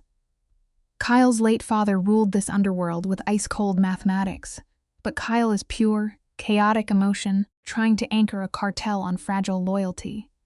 Here is a quiet truth. Building a life on volatile emotions is just constructing your own beautiful guillotine. They are scrambling to survive a dark, unwinnable war. Kyle is gambling his very existence on blind trust, which is a laughable script to read in a room full of sociopaths. The harsh lighting catches Serena watching him prep. She asks if the other families have his back. Kyle stops, giving her a heartbreaking, dead-eyed stare. He knows the rival bosses only care about their own pockets. If he lets a single drop of weakness show, they will happily let Vittorio eat him alive. His only strategy is puffing up his chest in the shadows, so the other monsters get scared. But then, Serena softly brings up their love, and you can physically see the agony crush Kyle's stoic expression. He admits that his love is the exact poison killing her. He is drowning Il Survivor's guilt, wishing he could have hidden her in a normal life. The hardest lesson of all? Sometimes, loving someone fiercely is the exact same thing as destroying them. This is the tragic scene where Serena completely crosses the point of no return. The camera closes in, as she mentally looks at the safety of a normal life, spits in its face, and chooses the meat grinder, as long as Kyle is holding her hand. It is gut-wrenching how quickly the human heart adapts to absolute hell just to avoid being alone. Kyle pulls her in tight, letting his desperate, trembling grip say all the things his mouth cannot articulate. They sit in the pitch-black room, spinning a fragile fantasy that pure logic will somehow stop a madman like Vittorio. It breaks the viewer's heart watching Kyle stroke her hair, pretending they have a real shot, when the cold math screams they are already dead. We all do this, do we not? We build comfortable lies in the dark, because facing the terrifying truth of our own fragility is far too heavy a burden to carry. The camera sweeps over Manhattan, signaling the game has begun on supposedly neutral ground. Look closely at their wardrobe. They are dressing for a slaughter. Kyle slides into a dark suit, hiding the stitches ripping in his side. Serena slips into a gorgeous gown that functions purely as a psychological bulletproof vest. Kyle hands her a heavy diamond. You and I have probably both made this tragic mistake, tossing a shiny object at a massive problem, praying it holds back the doom. Serena takes it in silence, painfully aware that a pretty rock cannot stop a bullet. As their convoy rolls through the neon-lit city, Serena completely zones out, watching the streetlights blur. The lesson here is brutal. When reality becomes far too agonizing to survive, the human mind simply packs up its bags and leaves the building entirely. The scene opens outside a gorgeous brownstone, a beautifully deceptive wrapper, hiding decades of rot and murder. Serena grips Kyle's hand with such force that her knuckles glow white in the streetlights. They walk up the steps toward their own execution, and the atmospheric dread is thick enough to choke on. Heavy mahogany doors groan open into a dimly lit conference room, instantly establishing the food chain. 5 ruthless mob bosses sit in the shadows, men who move billions in blood money without blinking an eye. At the head of the table sits Old Man Romano, the apex predator of this miserable jungle. He quietly waits to carve Kyle up for letting pure emotion run the show. It proves a bitter cinematic truth. No matter how high you climb in life, there is always someone older, and much colder, waiting quietly to tear you back down to the dirt. We are locked inside this claustrophobic boardroom where actual monsters negotiate. Syndicate heavies flank the walls, and directly across the wood sits Vittorio. His shoulder is packed with thick bandages, but his dark eyes boil over with toxic ego. Romano flashes a terrifyingly slow, fake smile and gestures for them to sit. Serena drops into her chair stiff as a board, locking her trauma away just to survive the next hour. That massive door clicks shut, effectively sealing their tomb. Romano addresses the brewing war, and Vittorio immediately starts screaming about Kyle having absolutely no honor. It is painfully ironic to watch a venomous snake complain about fairness. Here is a bitter truth we must all accept. The loudest voices demanding honor are usually the exact same people, hiding a very sharp knife behind your back. Watch the camera push in as Kyle tries to keep his cool. He stares these killers dead in the eye, claiming he chose love over mob duty. Vittorio instantly loses his mind. The man is a textbook narcissist, so any loss of control feels like a physical attack on his grand ego.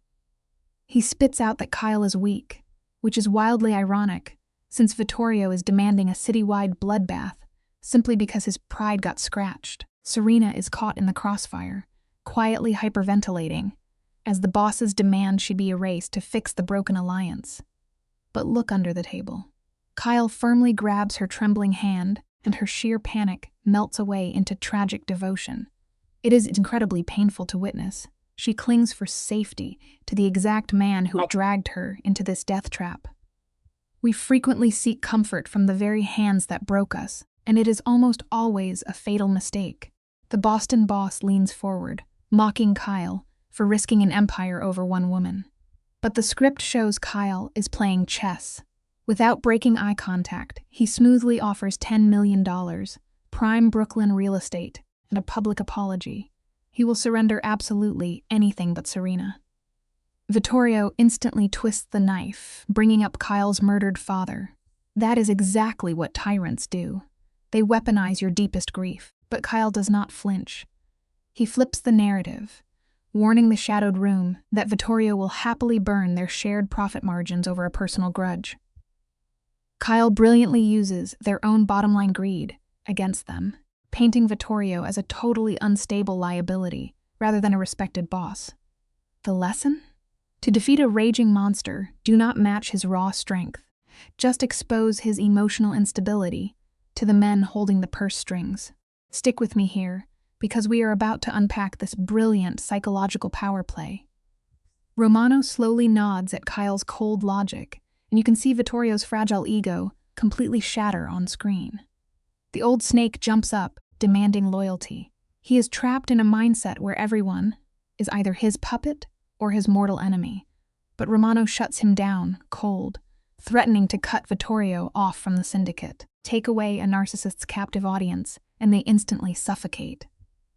The terror of total abandonment forces Vittorio to sink back into his chair. It is a cinematic masterclass in taming a rabid beast. Romano bumps the fine to 15 million and demands an apology, tossing Vittorio just enough respect to keep him from pulling a gun while completely ripping out his fangs. True power never has to shout.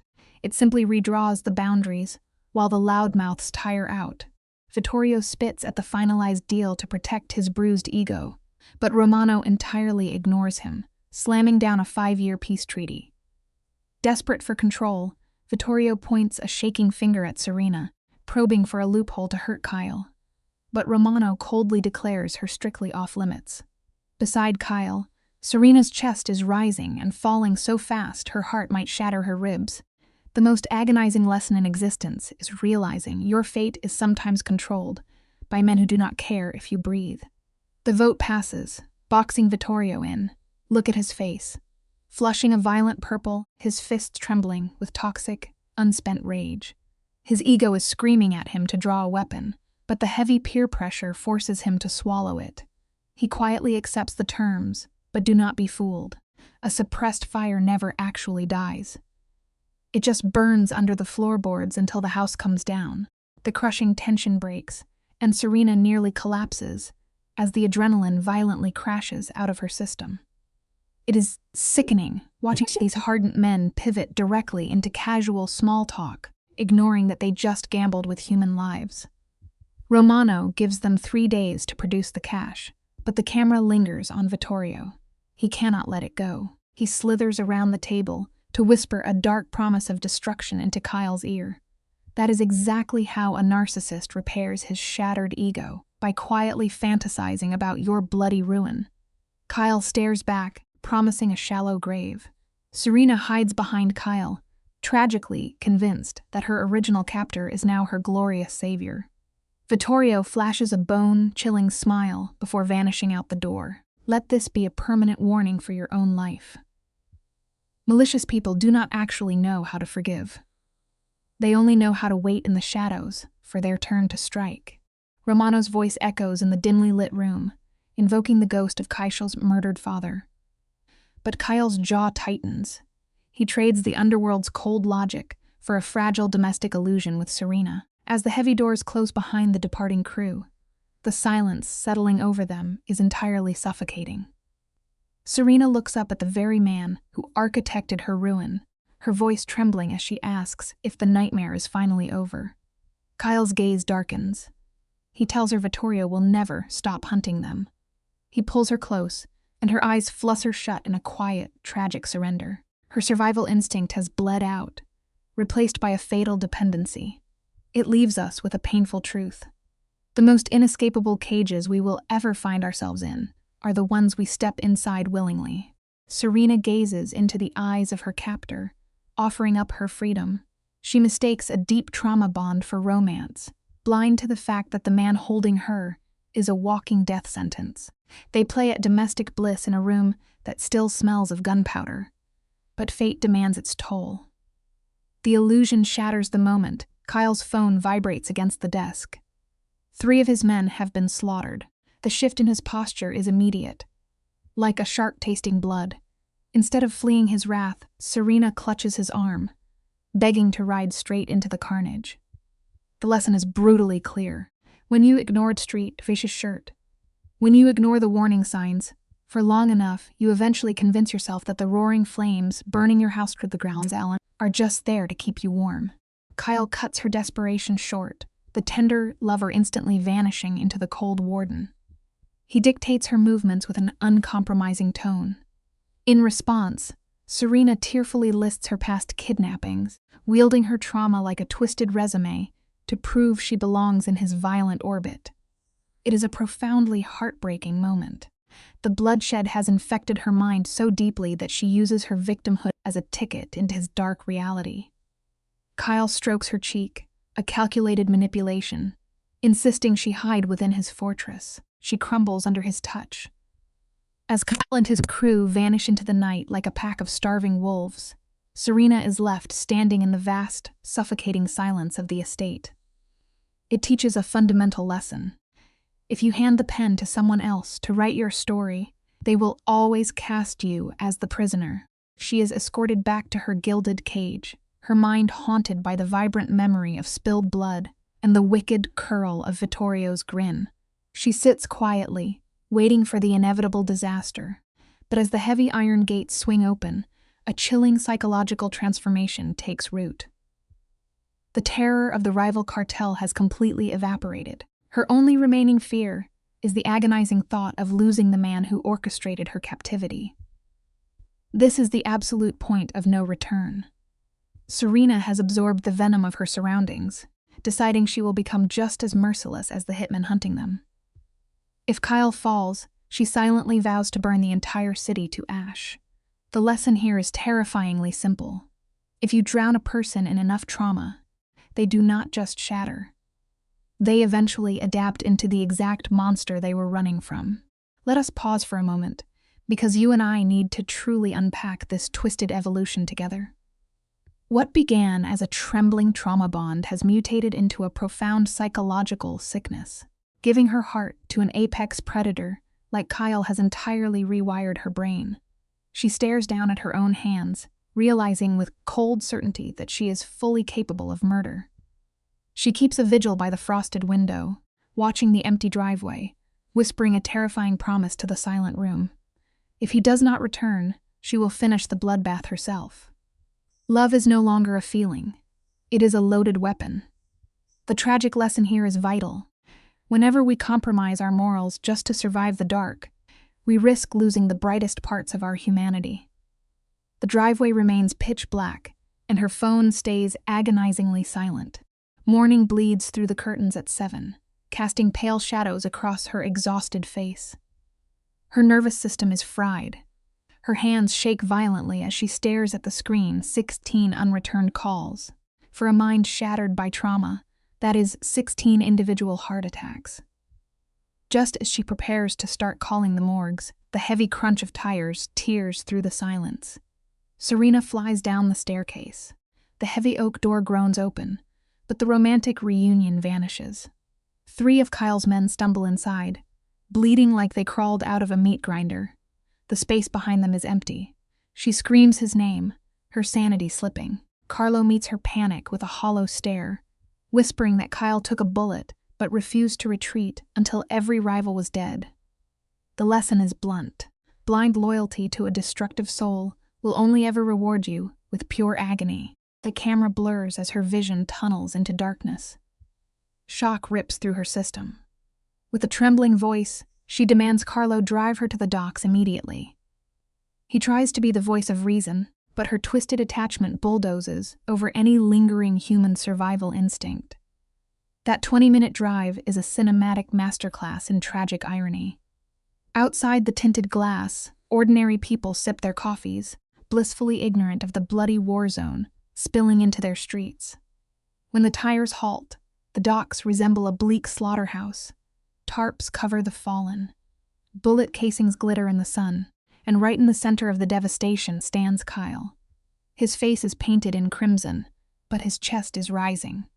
The chaotic scene teaches a vital truth. Constantly chasing the thrill of chaos will permanently blind you to the quiet beauty of an ordinary life. The sedan is still moving when she kicks the door open and breaks into a desperate sprint. Kyle spins around, his eyes blazing with pure fury. He roars at her for daring to leave the sanctuary, but his anger bounces right off her. She crashes into his chest, indifferent to the fresh blood soaking his shirt, or the lifeless bodies scattered 10 feet away. Burying her face in his neck, she whispers that he promised to return. In that fragile breath, the ruthless mafia kingpin shatters.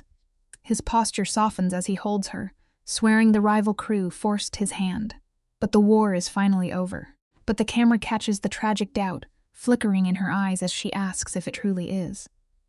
It leaves us with a brutal lesson. You absolutely cannot build a peaceful future on top of a fragile foundation made of buried secrets and broken bodies. Let us take a step back because you and I need to examine the psychological damage here. We are watching the jaws of the ultimate toxic trap snap shut. Kyle has used total isolation to convince her that his blood-soaked reality is the only one left.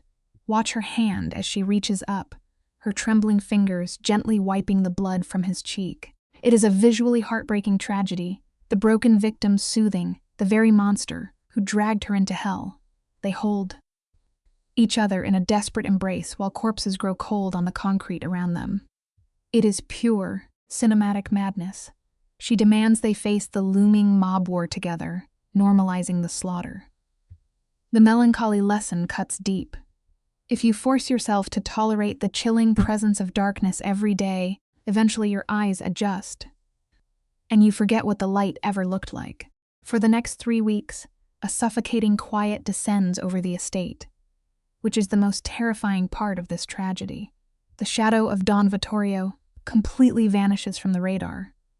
Inside the compound, Kyle's bullet wounds knit into jagged scars, and Serena wanders through the rose gardens, as if acting out a suburban fantasy. But the camera betrays her lie. Look closely at her restless eyes. She is constantly scanning the perimeter. She mentally counts the armed snipers, pacing the rooftops, and times the midnight deliveries, bracing for the inevitable explosion. She knows they are merely resting in the eye of a bloody hurricane. It offers a chilling life lesson we cannot ignore. Whenever you choose to build your bed inside a predator's den, temporary silence never means you are safe. It just means the monster is quietly regrouping. This is the tragic climax of her isolation. The camera captures her waking up in his bed, weaving the beautiful lie that her greatest tragedy is simply loving a dangerous man too much. With clinical precision, she severs every remaining tether to the outside world. She feeds her best friend Maya a fabricated narrative, effectively striking a match and burning her past life to ash. The most unsettling detail? The total absence of regret in her expression. Even when she wakes up screaming from violent night terrors, the illusion holds, because Kyle is always there.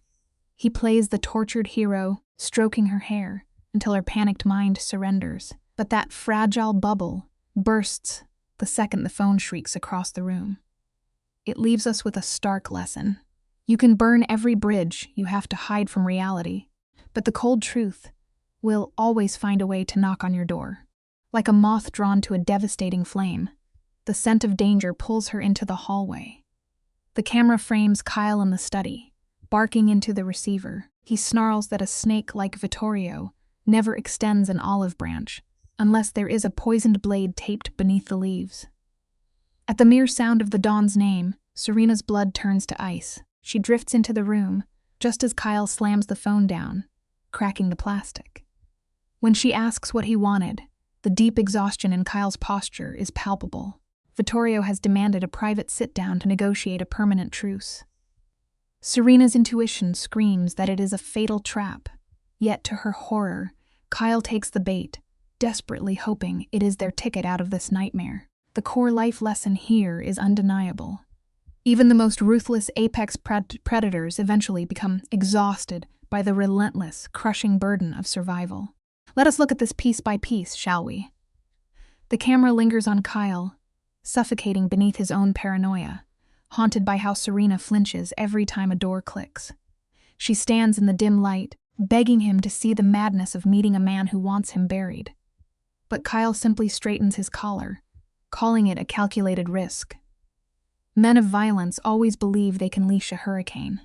Serena's chest heaves. She knows his logic is fatally flawed, yet the tragedy of her devotion blinds her to everything except the exhaustion in his eyes. Hearing the meeting is tomorrow, she steps into his shadow, using his own hollow vows of partnership against him. Her voice drops to a cold whisper. She is not asking for permission. She is coming with him. The lesson is simple. Love anchored in fear is just another beautiful cage. Serena delivers her ultimatum with eyes hard as flint. They ride together, or no one leaves. The shadows on Kyle's face deepen as his mind races, mapping out her survival. He surrenders, but his conditions are strict. She remains in the vehicle, and if gunfire erupts, she runs. Serena presses her lips to his, silencing his frantic rules. When he mutters she will be the death of him, her expression turns to stone, vowing she will kill anyone who tries. A tragic laugh escapes his throat as she whispers she learned from the absolute best. Their final kiss tastes of cold iron and absolute goodbye. The scene cuts to a hollowed-out construction site in Queens. A massive skeleton of concrete. It is a bleak, perfect graveyard to swallow bodies whole. The lesson remains clear. Sometimes, our most fatal choices are dressed up as unshakable loyalty. The camera frames Serena inside the sedan, her pulse hammering a frantic rhythm. They arrive with 12 armed men, a heavy display that proves Kyle is terrified. Vittorio's black trucks sit in a half circle, choking the yard. Kyle leaves her locked in the car with Carlo, stepping into the cold night. Through the tinted glass, Serena watches the silent film play out. Vittorio emerges from the shadows, wearing the night like a king. The tension practically suffocates the frame. They meet in the center of the concrete floor. Cut off from the sound, Serena reads the tragedy in their shoulders. Kyle is rigid, a cornered animal, while Vittorio radiates the casual grace of a predator. Serena begs Carlo to see the snare tightening around them, but the guard only recites his empty oaths. It is a harsh truth. Blind faith in a burning house will only turn you into ash. A silver glint on the roofline catches the moonlight. A rifle barrel. Reason instantly leaves Serena's body. She screams, tearing at the guard, throwing herself toward the door. Kyle turns just as the sharp crack echoes, and his body collapses into the dirt. You and I know all too well how trauma shatters time. For Serena, the frame slows to a crawl. Muzzle flashes light up the dark. Carlo drags her behind a tire, the sharp stench of sulfur flooding her lungs. She thrashes against him, desperate to reach the bleeding on the pavement. When the guard's grip slips, her primal instinct reverses. She bolts straight into a curtain of flying lead, dropping to her knees beside Kyle. A dark pool is blooming violently across his shirt. The bitter lesson is profound. True desperation makes a person sprint toward the very fire meant to kill them. The camera pushes in on Kyle's pale face. His eyes find hers, wide with panic, choking on shattered breaths as he begs her to flee. Serena refuses, her small hands pulling at his heavy frame. A soldier grabs his collar, dragging him behind a cement pillar, just as bullets chew up the space they left. Kyle coughs, spitting bright, frothy red onto the stones. A punctured lung. Serena presses her trembling palms flat against the torn flesh, her skin slick and warm, screaming at him to keep his eyes open. He forces out a pathetic apology, the tragic realization of his own pride finally sinking in. She weaponizes her fury, forbidding him from leaving her. A weak, ghostly smile touches his lips. The roar of weapons is absolute. Vittorio's design was flawless, trapping them all in a concrete grave. We often learn too late that unchecked pride is a very heavy anchor to carry. Vittorio used their desire for peace as the perfect bait. A panicked soldier yells to move the boss, but Serena sees the horrifying truth. Kyle's lips are turning blue. Shifting his weight now will stop his heart. In this frame, the deep poison of her devotion takes full command. She raises her blood-stained hands and steps out from the concrete shadow. The shock of her surrender brings the gunfire to a halt. Vittorio glides forward, bathing in his cruel victory like an emperor. Yet, Serena's voice does not tremble. She offers a devastating bargain. Her life for his. Vittorio laughs, mocking her empty hands, but she knows how to pierce his armor. She coldly reminds him that murdering Kyle will ignite a blazing war, burning his legacy to ash. She closes the distance, ripping the control from his grip. We see clearly that true sacrifice always demands the ultimate price. Serena paints the picture with chilling calm. Let Kyle breathe, blame the chaos on ghosts, and maintain the throne while taking her blood as payment. Vittorio tilts his head, confused as to why she would surrender her soul for a ruthless monster. Her silence is the hollow echo of a woman who has lost herself entirely. Vittorio smiles, intoxicated by the poetic cruelty of Kyle waking up to a corpse. He slowly levels the barrel at her heart. Serena shuts her eyes, embracing in the dark. A deafening crack shatters the night air. But there is no pain. She opens her eyes to a beautifully grotesque reversal. Vittorio is staring down at a gaping crater in his own chest. His arrogant mind cannot even register the failure before his knees buckle into the dirt. You and I must recognize one simple lesson here. The most fatal element in any room is never the loaded gun. It is the unpredictable human heart. The camera pans slowly to Marco, standing over the ruined body of his own father. The gun in his hand is still smoking, yet his expression is utterly vacant. It is a horrifying portrait of apathy. Marco saw the fatal flaw in the empire. His father's towering ego was bankrupting their future. With a single pull of the trigger, the son violently steals the crown. His voice echoes off the concrete, reinstating the truce and burying his father's chaotic war before it starts. The surrounding soldiers, men carved from stone, are paralyzed in the presence of this cold-blooded usurper. It is a masterpiece of psychological terror. This scene exposes a terribly grim fact of life. In the darkest corners of humanity, loyalty is never built on the warmth of family or love. It is forged entirely by the desperate, freezing need to simply survive the night. Just watch how the director frames this next beat. Marco steps directly over the corpse of his father, his polished shoes never breaking stride. It is an exquisite display of emotional void. He waves a casual hand, ordering his men to haul Kyle to a surgeon, tossing away the old vendetta like garbage. The focus shifts back to the velvet prison of the back seat. Serena cradles the heavy head of the man who authored all her suffering. Her tears mix with the blood on his collar. The frantic, desperate whispers between them expose the absolute rot of their bond. She is the savior to her own executioner, terrified to let him fade. It leaves us with a truly haunting thought. Deep trauma has a terrifying way of warping the mind. It makes a person feel the cold, crushing weight of iron chains and mistake them for a warm, protective embrace. The harsh lights bleach the hallway as nurses physically pry Serena's crimson fingers from the gurney. She is left shivering, wrapped in his violence. The following hours play out like a surreal, dark comedy. The underworld transforms a sterile waiting room into a corporate war room. Marco dispatches tailored lawyers to draft treaties, while surgeons saw through Kyle's ribcage. When the hospital staff attempts to clear the floor, silent enforcers simply press thick envelopes of cash into their pockets. The bribery is elegant and sickening. By the time the weary surgeon announces Kyle will survive, Serena is a hollow shell, vibrating with sheer shock. The cruelty of this world is painfully clear. When morality is bought and sold by the hour, raw human grief is never granted any sacred respect. It is merely an inconvenience that cash can easily erase. The camera cuts sharply to the quiet hum of the ICU.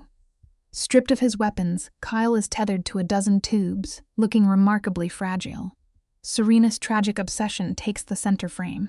She hovers over his pale face, fiercely whispering about the quiet, normal life they will build. It is a beautiful, delusional dream. 3 days bleed by before his heavy eyelids part. Stick with me here, because this is the tragic pivot. Serena shatters completely. She weeps into his sheets, confessing the terror that almost broke her. Kyle's response? A rehearsed smile and a softly spun apology, smooth as silk.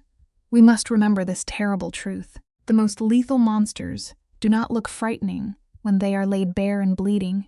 They look remarkably human and pitifully weak. That fragile, broken illusion is exactly why their victims can never find the strength to walk away. The moment the narcotics wear off, the cold light returns to Kyle's eyes. Hearing that Marco executed Vittorio, the boss barely registers a twitch of surprise. His nature is perfectly intact. Beside him, Serena is still drowning in the aftershocks of the gunfight. It is here that Kyle delivers his most devastating performance. He leverages his wounds to feign a profound awakening. He casts the blame for his bloody empire onto the ghost of his father, softly swearing he is choosing her over the crown. You and I are going to look at this together and see the grim reality. The man has not changed. True redemption requires a lifetime of penance, not just surviving a gunshot. He weaves this gorgeous fiction because he knows she is desperate to believe it. A wolf never loses its hunger. It merely learns to mimic the gentle cry of a lamb, waiting patiently for you to unlock the door. Let us freeze the frame right here. You and I are witnessing a tragic masterclass in psychological captivity. The lighting is soft, but Kyle is not just offering a ring. He is forging the iron bars of her cage and convincing Serena to kiss his hands for the privilege. He frames his blood-stained life as a noble sacrifice. Her mind, battered by the trauma he caused, devours the illusion. He takes the darkest truth that loving him nearly killed her and twists it into the reason they must be bound forever. It is a beautifully disguised horror. The tragedy carries an unyielding life lesson. When the architect of your suffering hands you the keys to your cell, it never means you are free. It only means he has finally moved the lock deep inside your own mind. The camera pushes in slowly, capturing the tragic peak of her devotion. Serena weeps tears of joy, pulling the architect of her nightmares into a desperate kiss. All around them, hospital monitors, beep, a rhythmic reminder of the violence that put her in that bed. Yet, they sit there, whispering sweet promises of diamond rings bought with blood money. They are entirely swept away by the delusion that they have washed the underworld from their skin. You cannot simply walk away from a mountain of graves. It brings us to a bitterly profound life lessons. Any peace you attempt to build over the jagged edges of unhealed trauma is never a true cure. It is merely a fragile remission, desperately holding its breath until the violent past inevitably kicks down the door. Let the lens pull back to reveal the grim reality of their aftermath. Predators do not shed their nature, yet here stands Serena, surviving a war zone only to be brought down by a lethal dose of optimism. Kyle walks out of that hospital, brushing past the doctors. Surprisingly, the heavy atmosphere shifts. He starts delegating the violence, shedding the cold paranoia that kept him alive. Soon, he places a massive fortune on her finger. Serena looks at the stone and genuinely believes her pure devotion has repaired his fractured soul. It is a devastating trap. The life lesson here breaks the heart. We deeply want to believe our love is strong enough to heal a ruined soul, blinding ourselves to the undeniable trail of shattered lives they have already left in their wake. The camera pans across a wedding scene, dripping in macabre irony. 50 sharply dressed men fill the garden, each capable of burying a body, holding a silent truce to not shoot the groom. Even Marco, his fiercest rival, sends vintage wine as a hollow peace offering. Serena glides down the aisle in stark white, though she wept that it felt like a cruel joke against her stained conscience. Kyle silences her guilt. To him, she is a flawless trophy.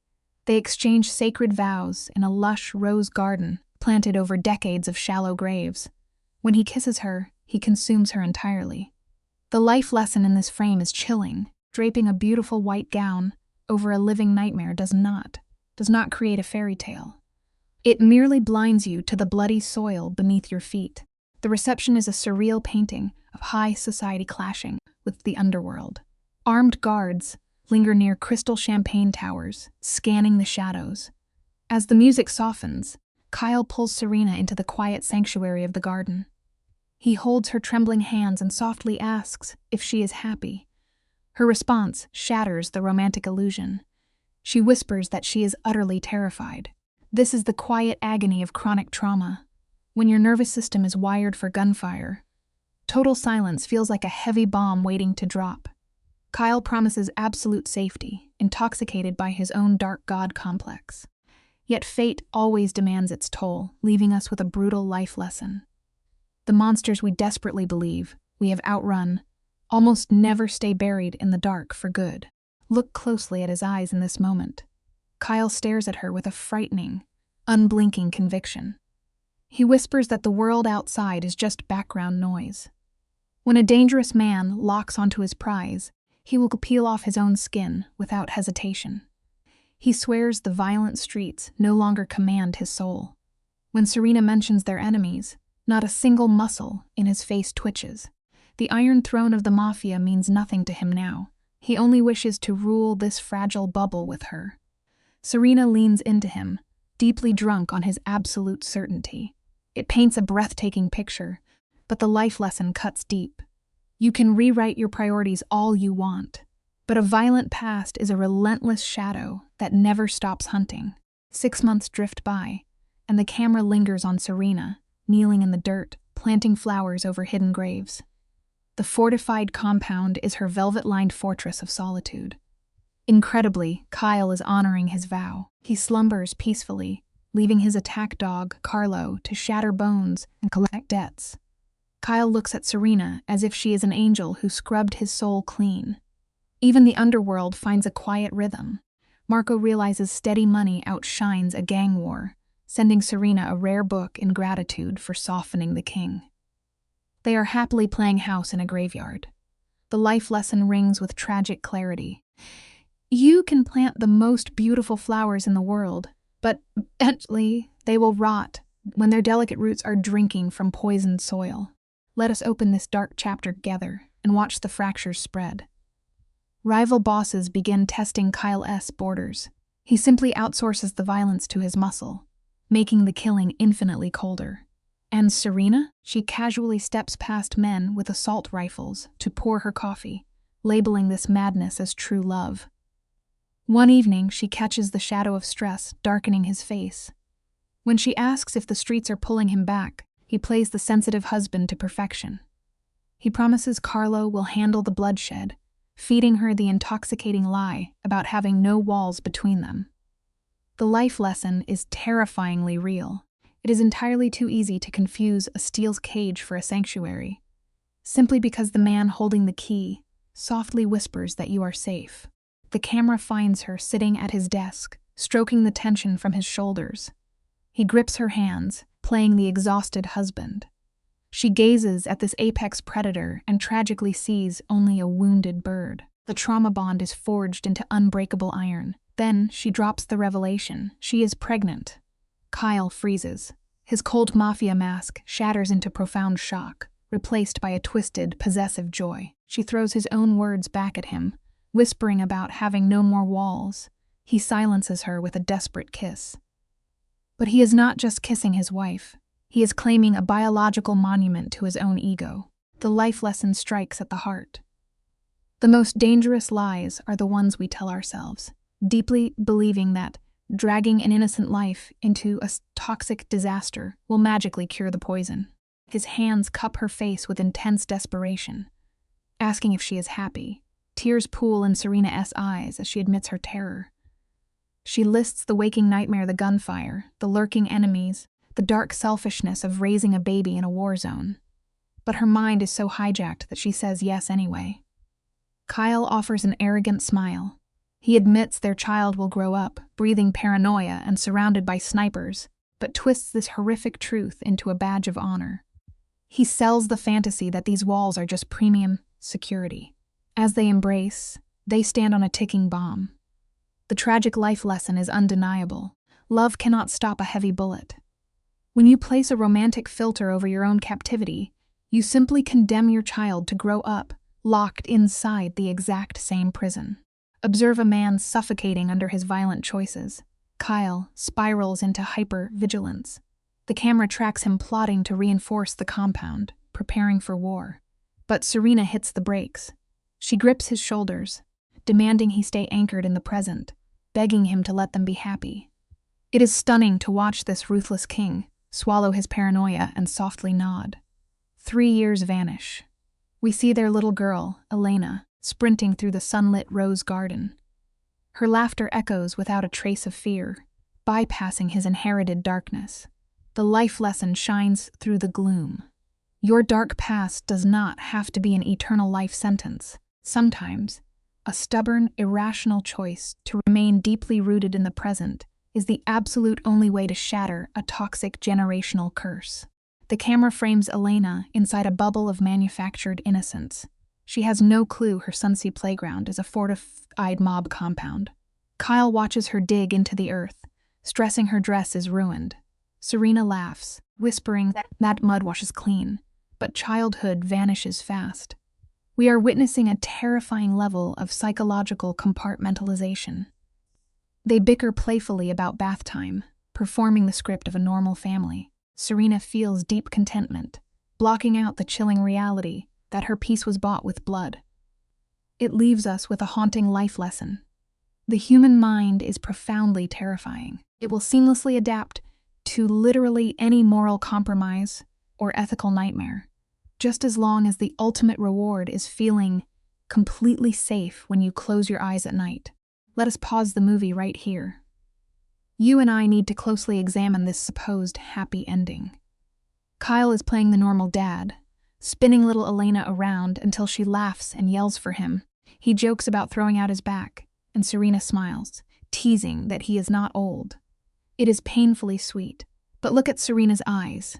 She is silently tallying up the kidnappings, the spilled blood, and the terror. She is desperately convincing herself it was just the entrance fee for this peaceful afternoon. The bitter irony is that the underworld never leaves your nervous system. You just paint over the trauma with domestic bliss. The lesson is brutal but real. We will willingly drag ourselves through absolute hell as long as we believe it buys a safe sanctuary for the ones we love. Watch them build this fortress of fake normalcy. Maria calls that dinner is ready, playing the maternal anchor. They only invite vetted loyalists like Carlo over now. It is a curated isolation, a delusion they need so their minds do not snap from panic. For a few hours they pretend the blood has washed off their hands. But then the scene cuts to later that night. Serena catches Kyle in the dark, staring out the bedroom window. He is supposedly safe, yet the former kingpin is still scanning the tree line for snipers. It is a massive gut punch. You never really walk away from the war. It teaches us something profound. Real peace is not just the absence of flying bullets. It is a fragile house you must construct with your bare hands, brick by heavy brick, every single day. This scene completely flips the script. Serena softly asks what he is thinking about. Kyle smiles, a rare break in his armor, and says he is thinking about how lucky he is. He admits his life would be empty if she had not called him a coward in that ballroom years ago. She reminds him he would have inherited his father's empire, but he just shakes his head. He tells her she and Elena are worth more than any blood-stained throne. Think about that. A man raised to be a ruthless mob boss entirely rewired his own dark nature for her. When they say they love each other, the irony is knowing exactly how much violence it cost to earn this soft moment. The lesson is undeniable. No matter how much damage you carry or how dark your past is, the human heart never fully loses its capacity for real connection. Now we hit the most twisted part of the story. Serena is no longer the helpless damsel. What started out as a hostage situation has morphed into something far more dangerous. She is no longer his weak spot. She is his absolute equal. She finally understands that in their brutal world, love is not a soft feeling. It is a loaded weapon. The minute you find someone you truly care about, your moral boundaries completely evaporate. You will gladly orchestrate chaos to keep your family safe. As she leans in to kiss him in the shadows, you realize she has fully embraced her own darkness. That is the harsh reality we have to swallow. True resilience is not about keeping your hands clean. Sometimes, to survive the monsters in this life, you must learn how to see perfectly in the dark. As the camera pulls back for the final shot, we look down at the courtyard. There is that historic rose garden, still blooming against all odds. It was planted by a mob matriarch long before Serena was born. It is the ultimate cinematic metaphor. Those flowers survive freezing winters and violent storms, growing in soil bought with decades of blood money. Yet the roots hold tight and the petals keep opening. It perfectly mirrors how Kyle and Serena turned a horrifying trauma bond into a rock-solid partnership. They fought the entire world and their own worst demons just to earn this quiet life. It leaves us with one incredibly stubborn truth. No matter how poisoned the ground is, or how toxic the environment gets around you, genuine human connection will always find a way to take root. After Serena is attacked by Viscari's men, Kyle brings her to the Moretti estate and insists that she stay under his protection. From one perspective, his decision makes sense. She has become a target but because of his interest in her, and his enemies see her as a weakness they can exploit. Yet the story also shows the danger of protection without consent. Kyle repeatedly decides what is safest for Serena before asking what she wants. He tells her she cannot go home, that she does not get a choice anymore, and that guards will be posted around her life. This teaches a powerful educational lesson. Safety is important, but it should not erase personal agency. Serena is not a possession to be locked away because someone powerful cares about her. She is a person who deserves to participate in decisions about her own life. Many people confuse control with care, especially when danger is real. A parent, partner, leader, or protector may say, "I am doing this for your own good," while slowly taking away the other person's freedom. The story encourages viewers to recognize that real protection should empower, not imprison. Kyle's world is dangerous, and Serena does need help, but help should come with honesty, options, and respect. Maria's warning in the Rose Garden is especially meaningful because she understands the cost of entering the Moretti world.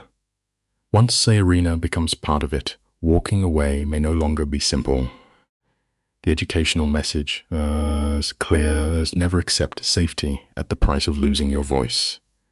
A healthy relationship allows someone to be protected and still remain self-directed. Serena's challenge is not only surviving Kyle's enemies, it is making sure she does not disappear inside Kyle's decisions.